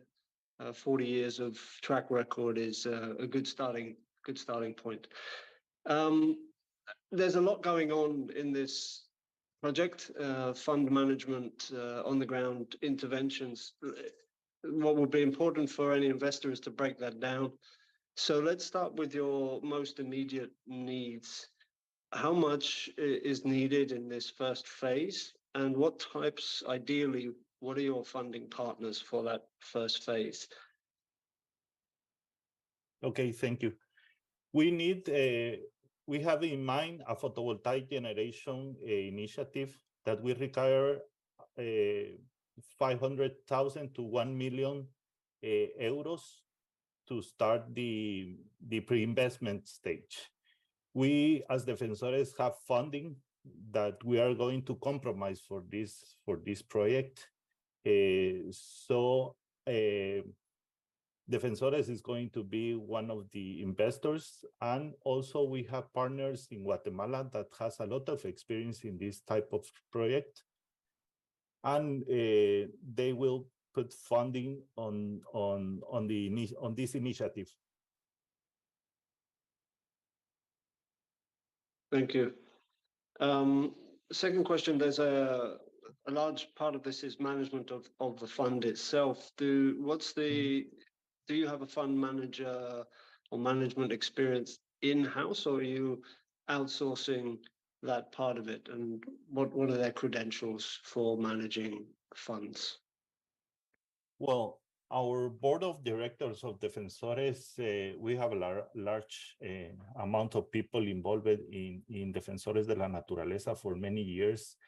A lot of them has a lot of experience in putting these trust funds, not only in conservation, but in private sector. So we have one person that has a lot of experience in photovoltaic generation. He has put 250 megabytes in this region. We have lawyers. We have one lawyer specifically that has been working in these trust funds. And there's another trustee that is involved in running a photovoltaic generation initiative. So it's in-house. They're on our board. They're our principal asesores in this matter. Thank you.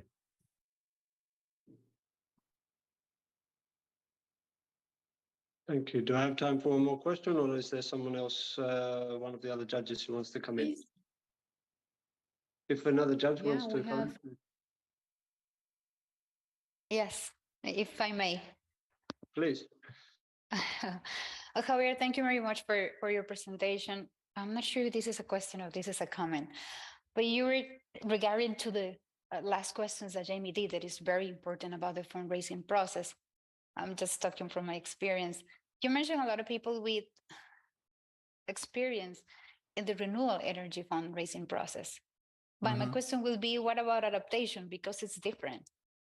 For Yeah. renewal, the point is that most of the investors already know the KPIs and they know how to structure the deal and how to invest in that. But with adaptation, especially if you're talking about forestry or restoration, is different because that's what we have been doing in the past. So I just wanted to ask you if you are taking that in consideration, that there's two different lines in this fund, and also the return that you are going to offer to the investor is going to change between these different aspects of the fund. So just to put it in there. Thank you. Yeah, thank you for your questions, Cynthia.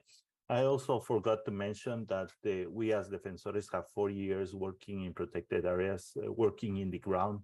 We have nearly 500,000. So we have all the expertise to do this job with the communities around, with the forests, with everything that is related to conservation and biodiversity and forest. So I think that's our principal factor for us, is our expertise as defensores de la naturaleza. Thank you. Thank you. Good. Javier, Jamie, do you want to say something? Only if there's time, you tell me. Oh, we have, yeah, actually I have, unfortunately, to close the session. Yeah, the projects we saw today demonstrate the immense potential of nature-based solutions in driving sustainable finance. I encourage all participants here to engage further with these initiatives and explore opportunities for collaboration and investment. On behalf of the Finance for Nature Digital Forum, I extend my heartfelt thanks to everyone who joined us today. I want to thank our project developers for the inspiring presentations, and our judges for the valuable insights. Let us continue to harness the power of nature and innovative finance to build a more sustainable and resilient future. Thank you very much and have a wonderful day. Thank you, Marcia. Thanks, everyone. Have a nice day.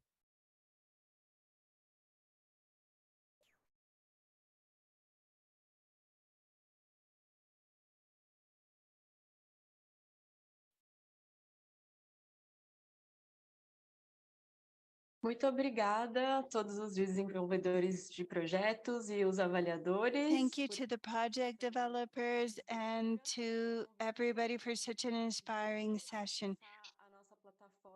Dear participants, access the platform, the links in the chat, to better understand these and other projects. And if you enjoyed this session, we are planning on organizing more sessions of the sort, including GLF Nairobi. So please check our website, check our social media. For today's last session,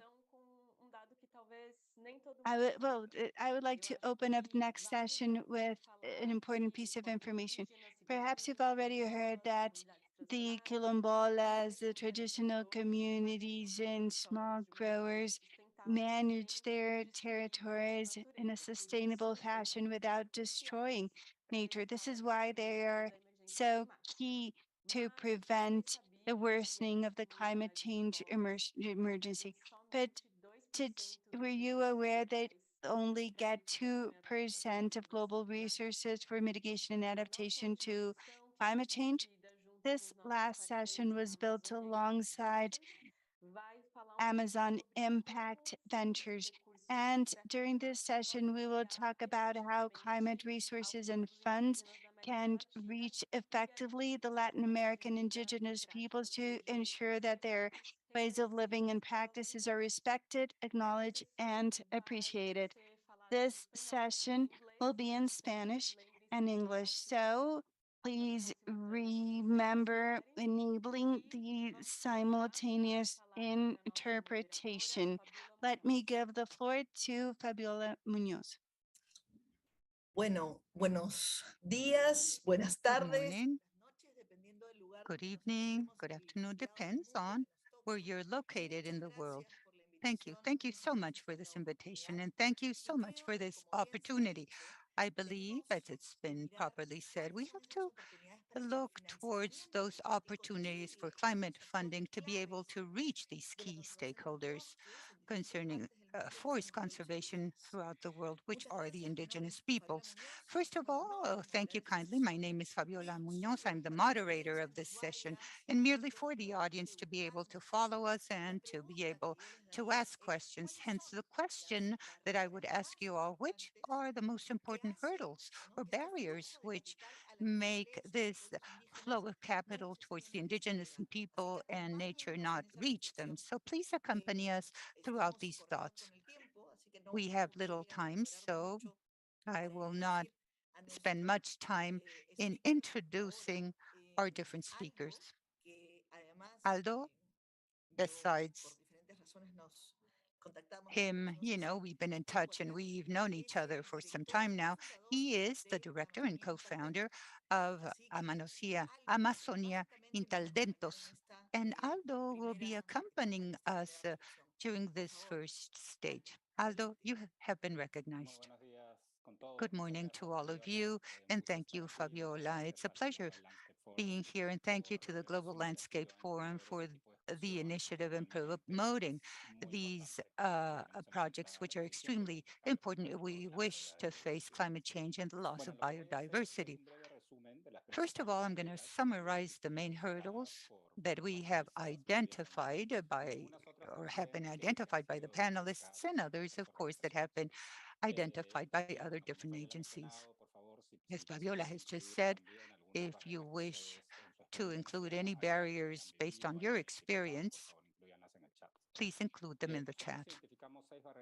We have identified 6 barriers. The first is the minimum investment size. These are barriers formulated from the investor side, but also concerning the developers of projects and the indigenous peoples. The minimum size is the first one, and the opportunities of investing in projects with indigenous peoples are small, and the global investors are searching for larger investors greater than $5 million in average. Now, the second one are the high transaction costs, the time allotted and the necessary resources requested by investments of this nature, taking into account the cultural complexity, and of course can make a project be unviable from a financial perspective. The third item is a lack of guarantee. The financial organization, in other words, the banks, require collateral or guarantee to make sure that a loan can be provided. And usually for this purpose, the collateral or guarantee are the lands, the real estate, and taking into account that the majority of indigenous lands are communal lands, it's not possible to use them as guarantee for loans.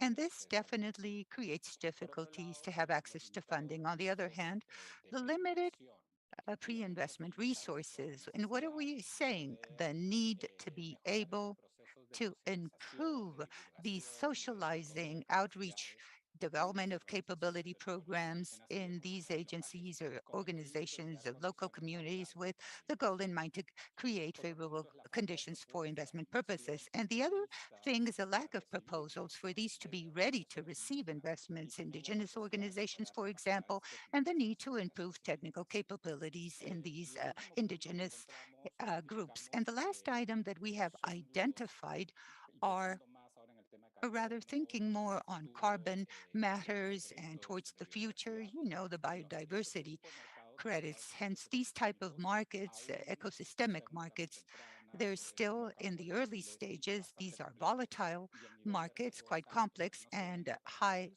risk levels, not only for investors, but for the indigenous peoples and the local communities. And on the other hand, we carried out a survey with further or with more than 40 investors, with the coalition investors a year ago, and they identified that the main barriers that limited investments were the limited supply of opportunities, which are ready for investment purposes that I mentioned before, and the lack of the general knowledge of investors concerning on how to carry out business and how to invest in the Amazon. And this is a key issue which sometimes we leave aside. And concerning this event, I would say, and I would add that there is a general lack of knowledge of investors of how to make business and investing with the indigenous peoples. I believe that I have followed my time. These are the main barriers, and we can remark upon them later on. Well, thank you. Thank you kindly to Aldo.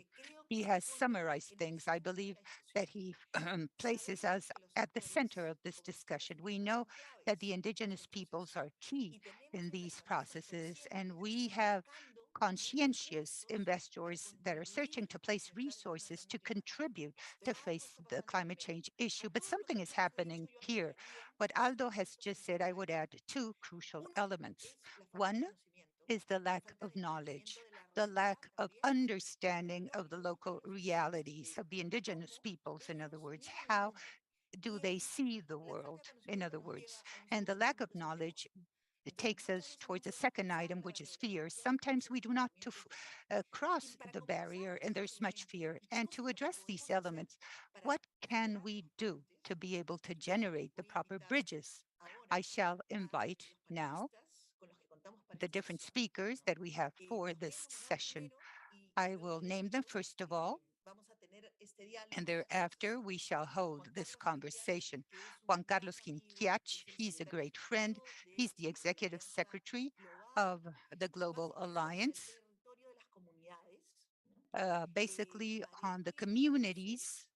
Marele says she works on the triads investment management and lending management. And Aldo, I already introduced him. And part of what Aldo conveys is that the gaze of this new way of seeing things on behalf of investors, what's needed for investment purposes. And then Madam Palacio, she's the regional manager of the territory, the regional territory. And what I wish to do at present is to invite you all to reflect on this. Maria Pia, Juan Carlos, and Mareike, let's reflect on what we can do and how your work contributes towards accelerating these capital flows that will reach nature, that will reach the territories of indigenous peoples. What have you seen? What might we do? Please, just 3 minutes approximately to be able to hear your first few ideas. Let's start with Maria Pia. Yes, well, thank you kindly for this opportunity, and thank you so much for this space. I shall be talking about the work and the opportunities and the challenges that we see to be able to directly convey the investments to these territories and to the local communities. The Mesoamerican Territorial Fund is an example of the things that we're doing at present so as to be able to reach further territories and communities. Now, the Mesoamerican Territorial Fund is a response, and it's a design that the Mesoamerican Alliance of Forests carries out. It's a platform of 11 agencies of indigenous peoples and local communities from Mexico up to Panama, where they defined a mechanism to professionalize access to these funds and to download these funds through safer, professional, and accountability channels towards those agencies that make up the Mesoamerican Alliance and further, even further. So which are the opportunities? What we do, first of all, is to create great incidence for resources at an international level, and thereafter to have access to resources and then to download these resources in an intelligent manner, in an adapted from a cultural perspective manner. Of course, carrying out pre-investment procedures so as to be able to train from a technical and financial perspective towards those agencies for these to be able to develop the proper management of these funds and thereafter sustainability concerning their actions. In other words, for these to strengthen these agencies so as to continue managing the resources and implementing projects. Also, the fund is a response to work with less middlemen for these investments to reach these locations and for these to be more cost efficient, to download the resources and to have territorial monitoring networks to cheapen these monitoring costs concerning these investments. I believe that these are the two most important areas where we're working on, and also a differentiated investment in terms of youth, women, and leadership renewal, which is something so complicated and so necessary at the level of the different territories in Mesoamerica. Thank you. Thank you very much, Maria Pia. And thank you so much to follow the time allotted. And the question is addressed to Juan Carlos. It's the same question. Thank you. Thank you very much. It's a pleasure to be able to greet you and to be able to share this very interesting panel. Throughout this process, it's important to reflect upon the following. The indigenous movement, we know that it has had a long journey since it began in its own territory towards the international system. Well, this relationship hasn't been so friendly with the different states, but yes, of course, we've had collaborators throughout this process, and we faced many challenges. The leaders, men and women, always focus on a specific issue: the security of the territory, the security of our territory, the land deeds of these territories, to make sure that we're visibilized in terms of our rights. Which are our rights? How do we interact with regards to our rights in our own states, within our own jurisdictions, with, of course, many requests and challenges. But at the end of the day, I believe that when we find that intercultural dialogue, that's the respect that we wish to reach, to invite them to sit at the table as equals. And there we shall deal with the issue of training and facilitation. And of course, the dynamics change from the start, from the mid part of this exchange. So the communities with their own land deeds, with the acknowledgement of our own rights, well, this is what we need. We need transparency concerning these global funds. And this cannot continue at present. The minimum is reaching all of us. And we have to talk about the stakeholders. We have rights. Science has mentioned this. But you know, with regards to financial flows, they reach us in a minimum aspect. So we have organized ourselves. But the challenge is very important. We should not leave aside the indigenous movements. We have to sit down at the table, and that's our invitation. And that is what we wish. We want rights, we want land deeds, we want safety, and the commitments that can be achieved. We can inform you what we have.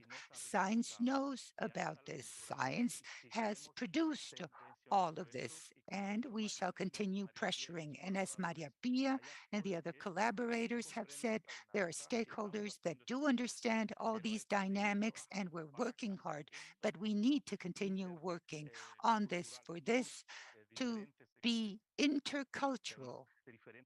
We need to deal with these different subject matters. Well, thank you. Thank you, Juan Carlos.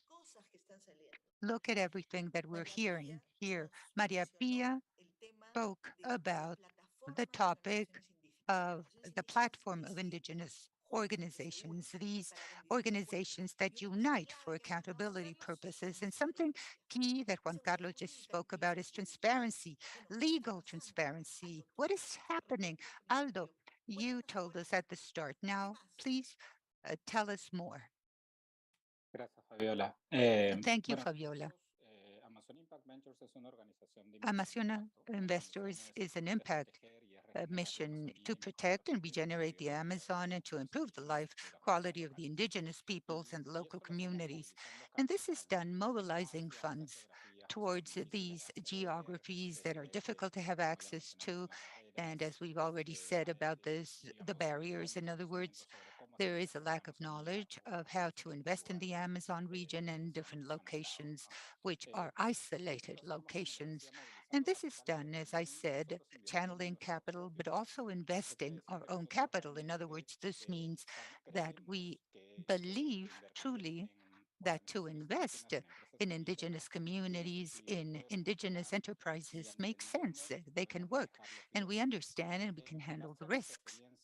Based on our experience working in the Amazon with rural agencies on conservation, we believe that investing in farmers' organizations is a strategy, but it's also efficient and quick in mobilizing capital to indigenous peoples and local communities. Why?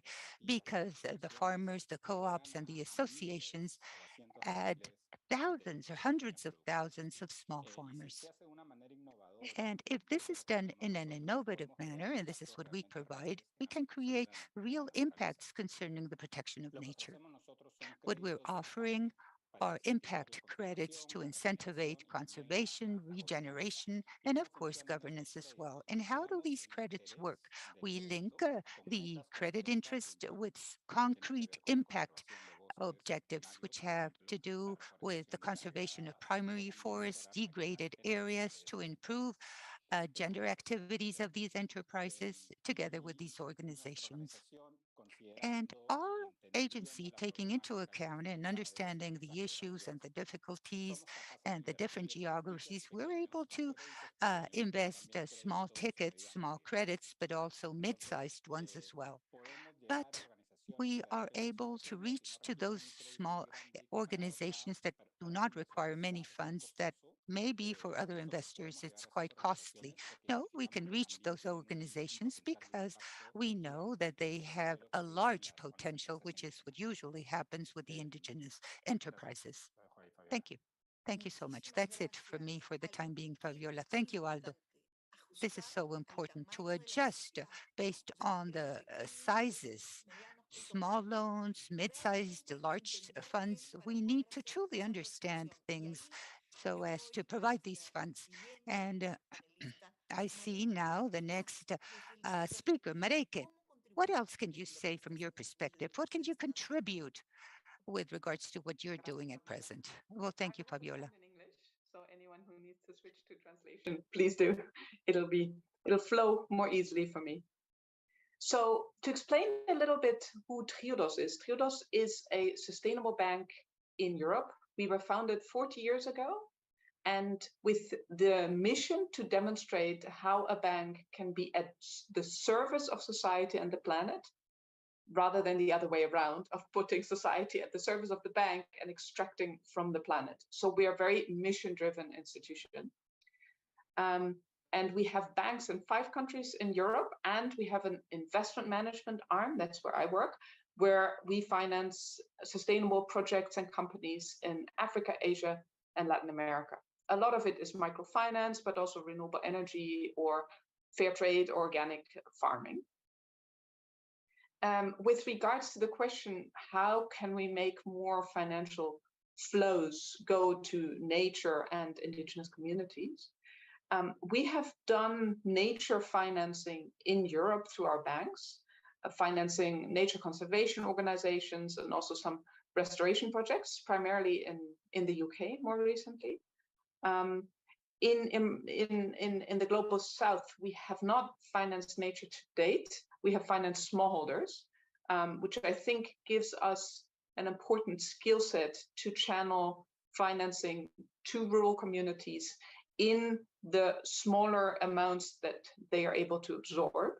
And what we want to do going forward is scale up nature financing or nature-based solutions, as we call it, across the whole group, both in Europe and in emerging markets.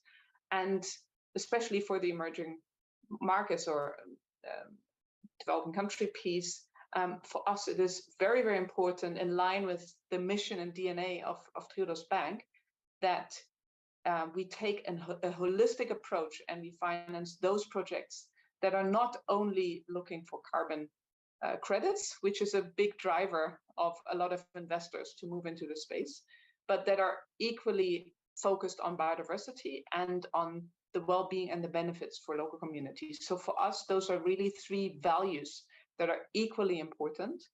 And that also implies that we would be delighted to work with projects that are being developed or that involve indigenous communities.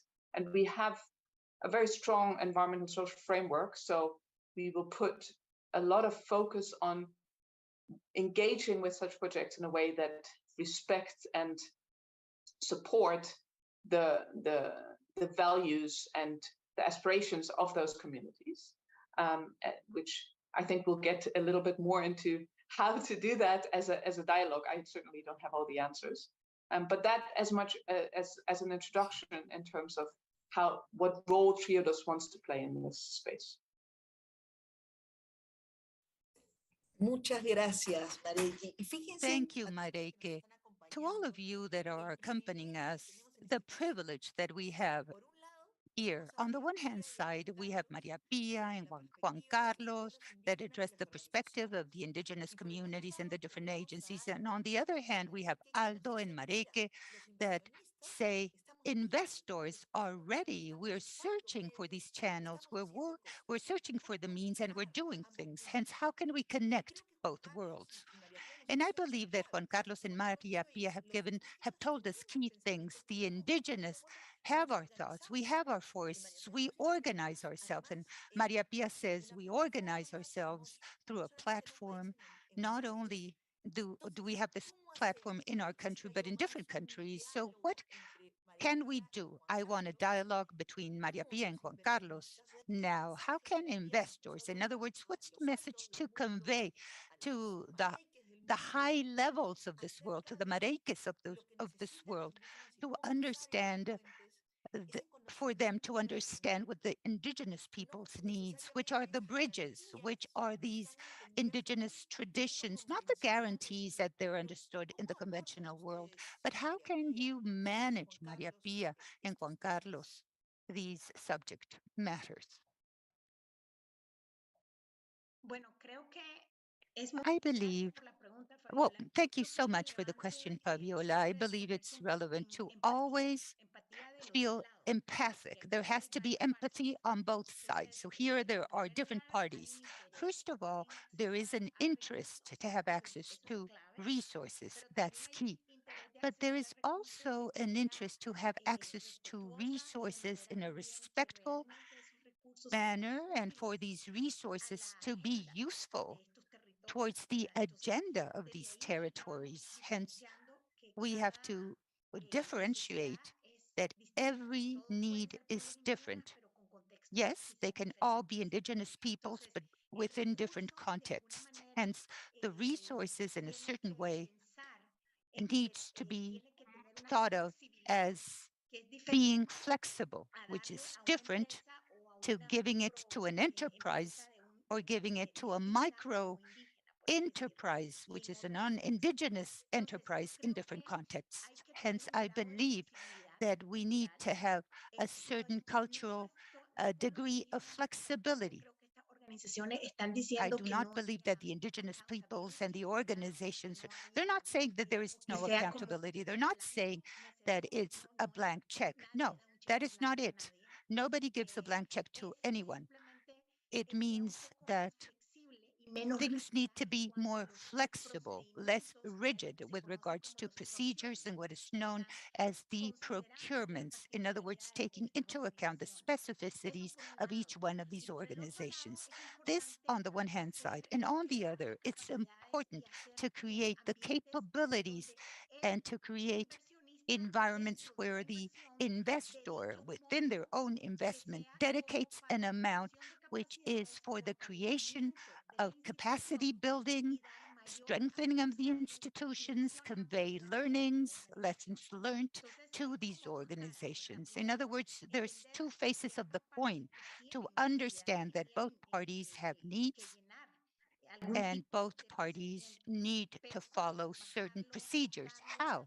How do you download it? How do you tie it to all of this? It's not only to have access to loans for something very specific. No, it's to have access to a loan together with the creation of capabilities, because that's the truth. You know, there is an issue of capacity building that we need to work upon. Well, that's it for me. Thank you. This is very interesting. Before giving the floor to Juan Carlos, hey, Juan Carlos, you had talked about the transparency matter and the development of capabilities, and that's complemented perfectly well with what we're being said at present. In other words, we need flexibility. We need to have a specific intercultural focus. Juan Carlos, you have the floor. Yes, definitely, I do agree.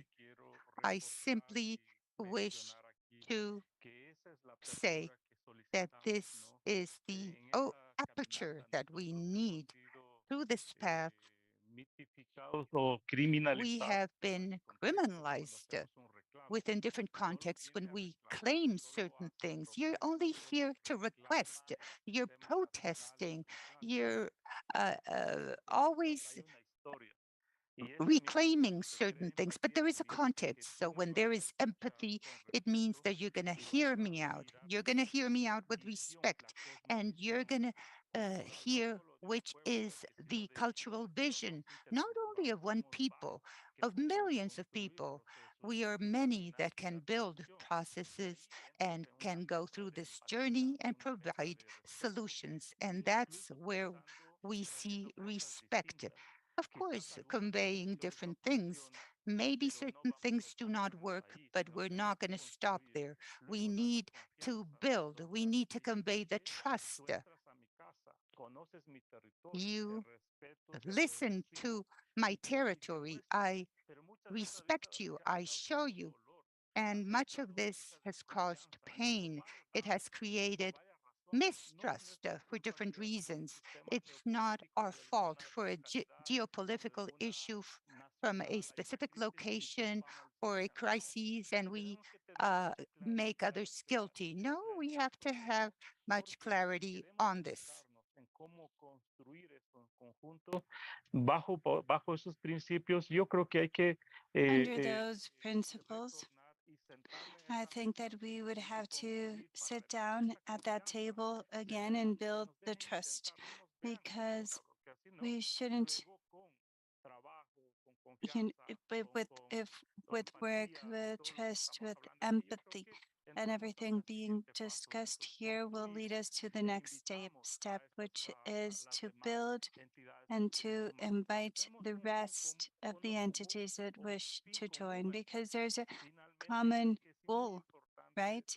And at the end of the day, it's really important to understand the human perspective. Resources in nature need to be protected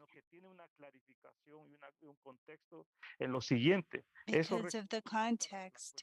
Those resources will help contribute to different life territories, and we need to better understand how to contribute with that. We're not only beneficiaries, we're actors. There are things that we need to continue to educate ourselves upon and to share the social and cultural visions. You cannot measure something that is social and cultural as we do. We're part of the ecosystem, right? Waterfalls, the trees, it's all part of the same thing, but we need empathy, right? Towards the donors, towards by giving trust, right? And I believe that we can contribute. There are beautiful examples that we can share. We just need to remove the myths and continue to build an action, because we'll be there to contribute. This is such an interesting conversation because when you normally speak about mechanisms in the financial system, the return rate and things like that, everything's economic and we just give hard data, right? But in this case, we're actually talking about human emotions. We're talking about empathy, about dialogue, about being resilient, and we're talking about other experiences too, because they're part of it all as well. How can there be reconciliation where the circumstances may have not allowed us to move forward, right? So those are the soft skills that we usually leave neglected. So I think that these are wonderful ideas. I don't know, Maria Pia, if there's anything else you wish to add or you feel to add something before we move on to the next block. Now, I would just like to end by saying that these are key spaces to open up communication spaces. And the banking sector has made efforts with innovative initiatives to come closer to the groups, to the target audiences. And much is being done already, but there's still a long road ahead. And that more square mindset of the banking sector is indeed understandable, but there are paths to have access to funds because we're not only speaking about investing in the peoples, but in the ecosystems and the ecosystems they want to protect that are a heritage of the people and humanity as a whole. Thank you, Juan Carlos. Is there anything else? Yes, I would just like to add that beyond the financial economic system, which is of high necessity, we need the opportunity to connect with the purpose of life and what we believe about the cultural aspects that are somewhat difficult to convey and to measure and to give the numbers, but we've made an attempt, we've tried it, and we need to acknowledge that my brothers and sisters have made an effort. They're learning, they're educating themselves. We're adapting to this historical process. It's there, as Maria Pia mentioned, we have created global mechanisms. And we may not have time right now to explain, but we should understand with transparent how good people want to collaborate, they want to connect. So where does the money go? The money given by philanthropists to the donors or by bankers, it needs to be grounded to the territory. So we need to take a look at the more human context, at the more territorial context linked to the rights of nature and the rights of the indigenous peoples. Thank you. Thank you, Juan Carlos. We continue to talk about innovation in mindset, innovation on how things are dealt with. Of course, you cannot deal equally with climate change, but you cannot deal equally on how to build new relationships between human beings. Of course, climate change is a huge challenge ahead, but it's also allowing us to have an opportunity to acknowledge that the larger issue is not us, but it's ahead of us. So, how are we going to build alignment? The indigenous peoples and the platforms acknowledge the financial sector is making a huge effort, just like the indigenous communities are making the most to shut down the gap, to get training, and to be profitable. Because I would like to remind you all that philanthropy is extremely important. It's super important, but we're speaking of financing as an investment, as an opportunity. It shouldn't be seen as a way to win more, to earn more money, but to invest. So, Maria Pia and Juan Carlos, thank you, because I would like to take a look at Aldo's perspective and Marek's perspective. what's your take on this conversation and what are the key innovations to make progress in these processes? Aldo, shall we start with you or with you, Mariki? Yes, Fabiola, I can start. I think we're going to switch to English in this session. Am I right? Si quieres lo haces en español o en As inglés. you may, you can continue to speak in Spanish. Much easier. Juan Carlos and Maria Pia said two key things. They talked about respect and transparency. I believe that is key. And indigenous peoples have fought for the acknowledgement of their land is huge, and what they've done is amazing. So, globally speaking, the different actors in the countries have agreed and made the decision to channel funds to climate funds to the indigenous populations, and they need to stay at the forefront of the negotiation table in the decision-making process. And Maria Pia mentioned the funds need to reach them directly. A study carried out a few years ago mentioned that less than 1% of climate funds reach the communities, and that can no longer continue to happen. Not on one side. And although it's difficult and it's also expensive to channel the funds directly to the communities, as Maria Pia mentioned, to capacity building at community and organization level is also required and should, of course, be taken into account. We need to remember that sometimes it's not part of the costs or the budget, but if we really, as I mentioned initially, if we really want to efficiently preserve the forests and the biodiversity, it will be done through the indigenous peoples, because over 30% of the Amazon covers the indigenous territories. So the more efficient way to protect biodiversity is through working with the indigenous peoples, and that needs to change. I'll leave it there. Thank you, Aldo. Mariki? Yes, thank you. Very, very interesting conversation. So what I heard from Juan Carlos and Maria Pia is a lot about respect and empathy and transparency. And I think that is fundamental, and I think that's where it should start. So I think maybe the innovation is more than anything in the attitude of how you approach each other. And that may mean that you find each other in respect and empathy before you start talking about interest rates and structures and tenors and all those financial conversations that bankers like to have. And I think that's very often that first step is not taken.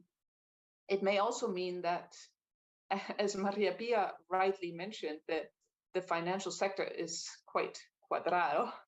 And we like to go to a potential client and put them through our process.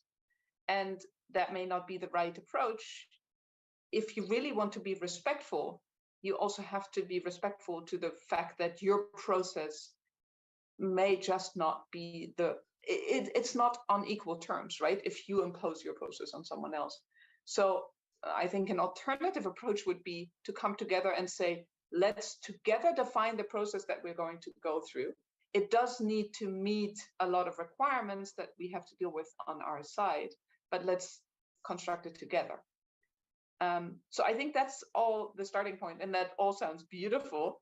What it also means is that you will have to spend a lot more time, that you'll incur a lot more costs, and that's, I think, what makes it challenging for investors, is that you have to deal with risks and returns and cost levels, and somehow still make it work in such a way that it's attractive enough for people to put their money to it. And I would like to also just remind everybody that in our case as an investment manager, it's not our money. We actually manage the money of others. And in the case of Triodos, it is a lot of retail clients. So it's people like you, like me on the panel here and in the audience, and we cannot lose their money. So we have this fiduciary duty to take very good care of their money at the same time. So that's where all the attitude cuadrado, I can't think of a good English word to translate that, comes from, is that we are sort of also the guardians of other people's money, and it's our responsibility. And I think bringing those two things together, that's where the challenge is. And I think it's definitely not easy, but I think that's where we have to have the conversations. And I think they will go differently if you start from that basis of respect and empathy.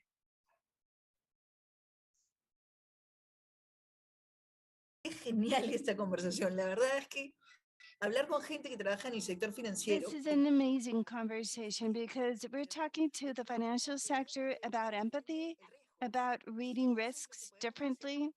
So what can we do that actually innovates the financial sector? Because we can come up with thousands of nature-based solutions, but without funding, there's no such opportunity. Funding is critical, and the sense of urgency is unprecedented. That is the challenge we are facing ourselves with. Let's add an extra minute. Let's give that extra minute to Aldo to share, to everybody to share an idea. Go ahead. Thank you, Fabiola. The need of bringing risks down for investors, because yes, at large, fund managers are responsible for other people's money, right?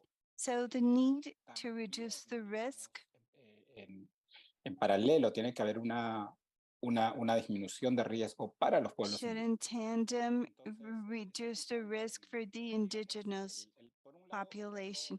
So I'm thinking that on one hand, the role of governments, the role of multilateral banks, financial development institutions, the key role they play to bring risks down for private investors.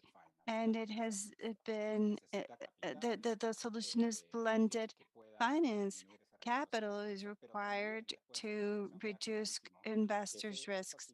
And after having this conversation, it is clear that blended finance should attain the indigenous populations to bring their risks down too. How are we going to do that? Through local capacity building, which is very relevant. Blended finance are two-sided.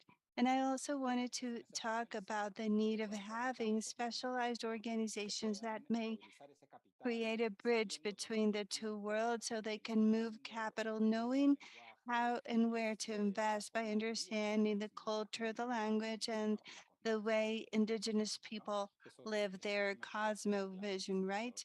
I think it is key, and things will just won't work without that. Excellent. Thank you, Mariki. Thank you, Aldo, for mentioning those points, because they're excellent and I wanted to mention them too. But since you've explained them so well, I get to mention a third point. I did want to say that blended finance for us as a private sector investor is very crucial to make it work. And we're working on blended finance vehicles to do nature-based solutions. But the third point I wanted to leave with you, and maybe it's a point for a future conversation, for global investors that want to channel financing to indigenous communities, I think the biggest issue that's holding a lot of them back is reputational risk. If you're an impact investor and something goes wrong in one of your impact projects, it's really bad for your reputation. And for banks and investors, reputation and credibility is the biggest asset. If something goes wrong in your impact project with an indigenous community, your reputation is dead.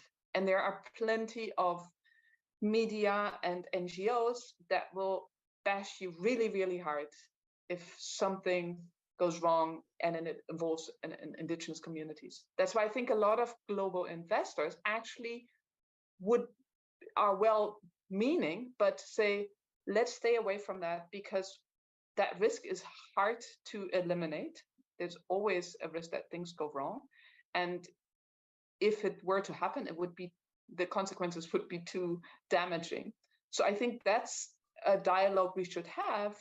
How can both sides actually work together to mitigate that risk? Muchísimas gracias. Y me han hecho la vida un poco más fácil porque yo estaba pensando y Thank you. pensando. And you just made my life easier because I was thinking about how to wrap this session up, but you just gave me the key. Organizaciones indígenas inversionistas aquí, ¿no? Indigenous organizations and investors are present today, but for those enabling conditions, for the reputational considerations of significance, we need actors to follow through these processes as observers to guarantee that there's transparency. But we need the IDB, we need the World Bank too. So along with the state, they can converse and analyze comprehensively how to build a proposal where the indigenous populations with respect are part of the intercultural dialogue with the financial system, trying to create the necessary conditions for civil society organizations who are also highly experienced in dialogue, and they can put it at the service of the new way we can build not a region, not a country, but I'm talking about the global village, the global reality that needs to change. Thank you so much. This was such a fruitful conversation. To those of you who joined us this morning, to the facilitators of the discussion, I can't tell you how happy I was to moderate this session. Let's give each other a show of hands before we leave. Thank you very much, ladies and gentlemen. It was such an honor to facilitate this meeting. Thank you. Thank you. Muchas Thank you all. Muito obrigada, Fabiola, Juan Carlos, Maria Pia. Thank you, Fabiola, Juan Carlos, Maria Pia, Marenki, and Aldo for such an amazing session. I think it's the best way possible to close the event. I would like to invite everybody who joined us to get acquainted with today's panelists. I admire them, I admire their organizations. Thank you very much. It was such a pleasure to be joined by you today.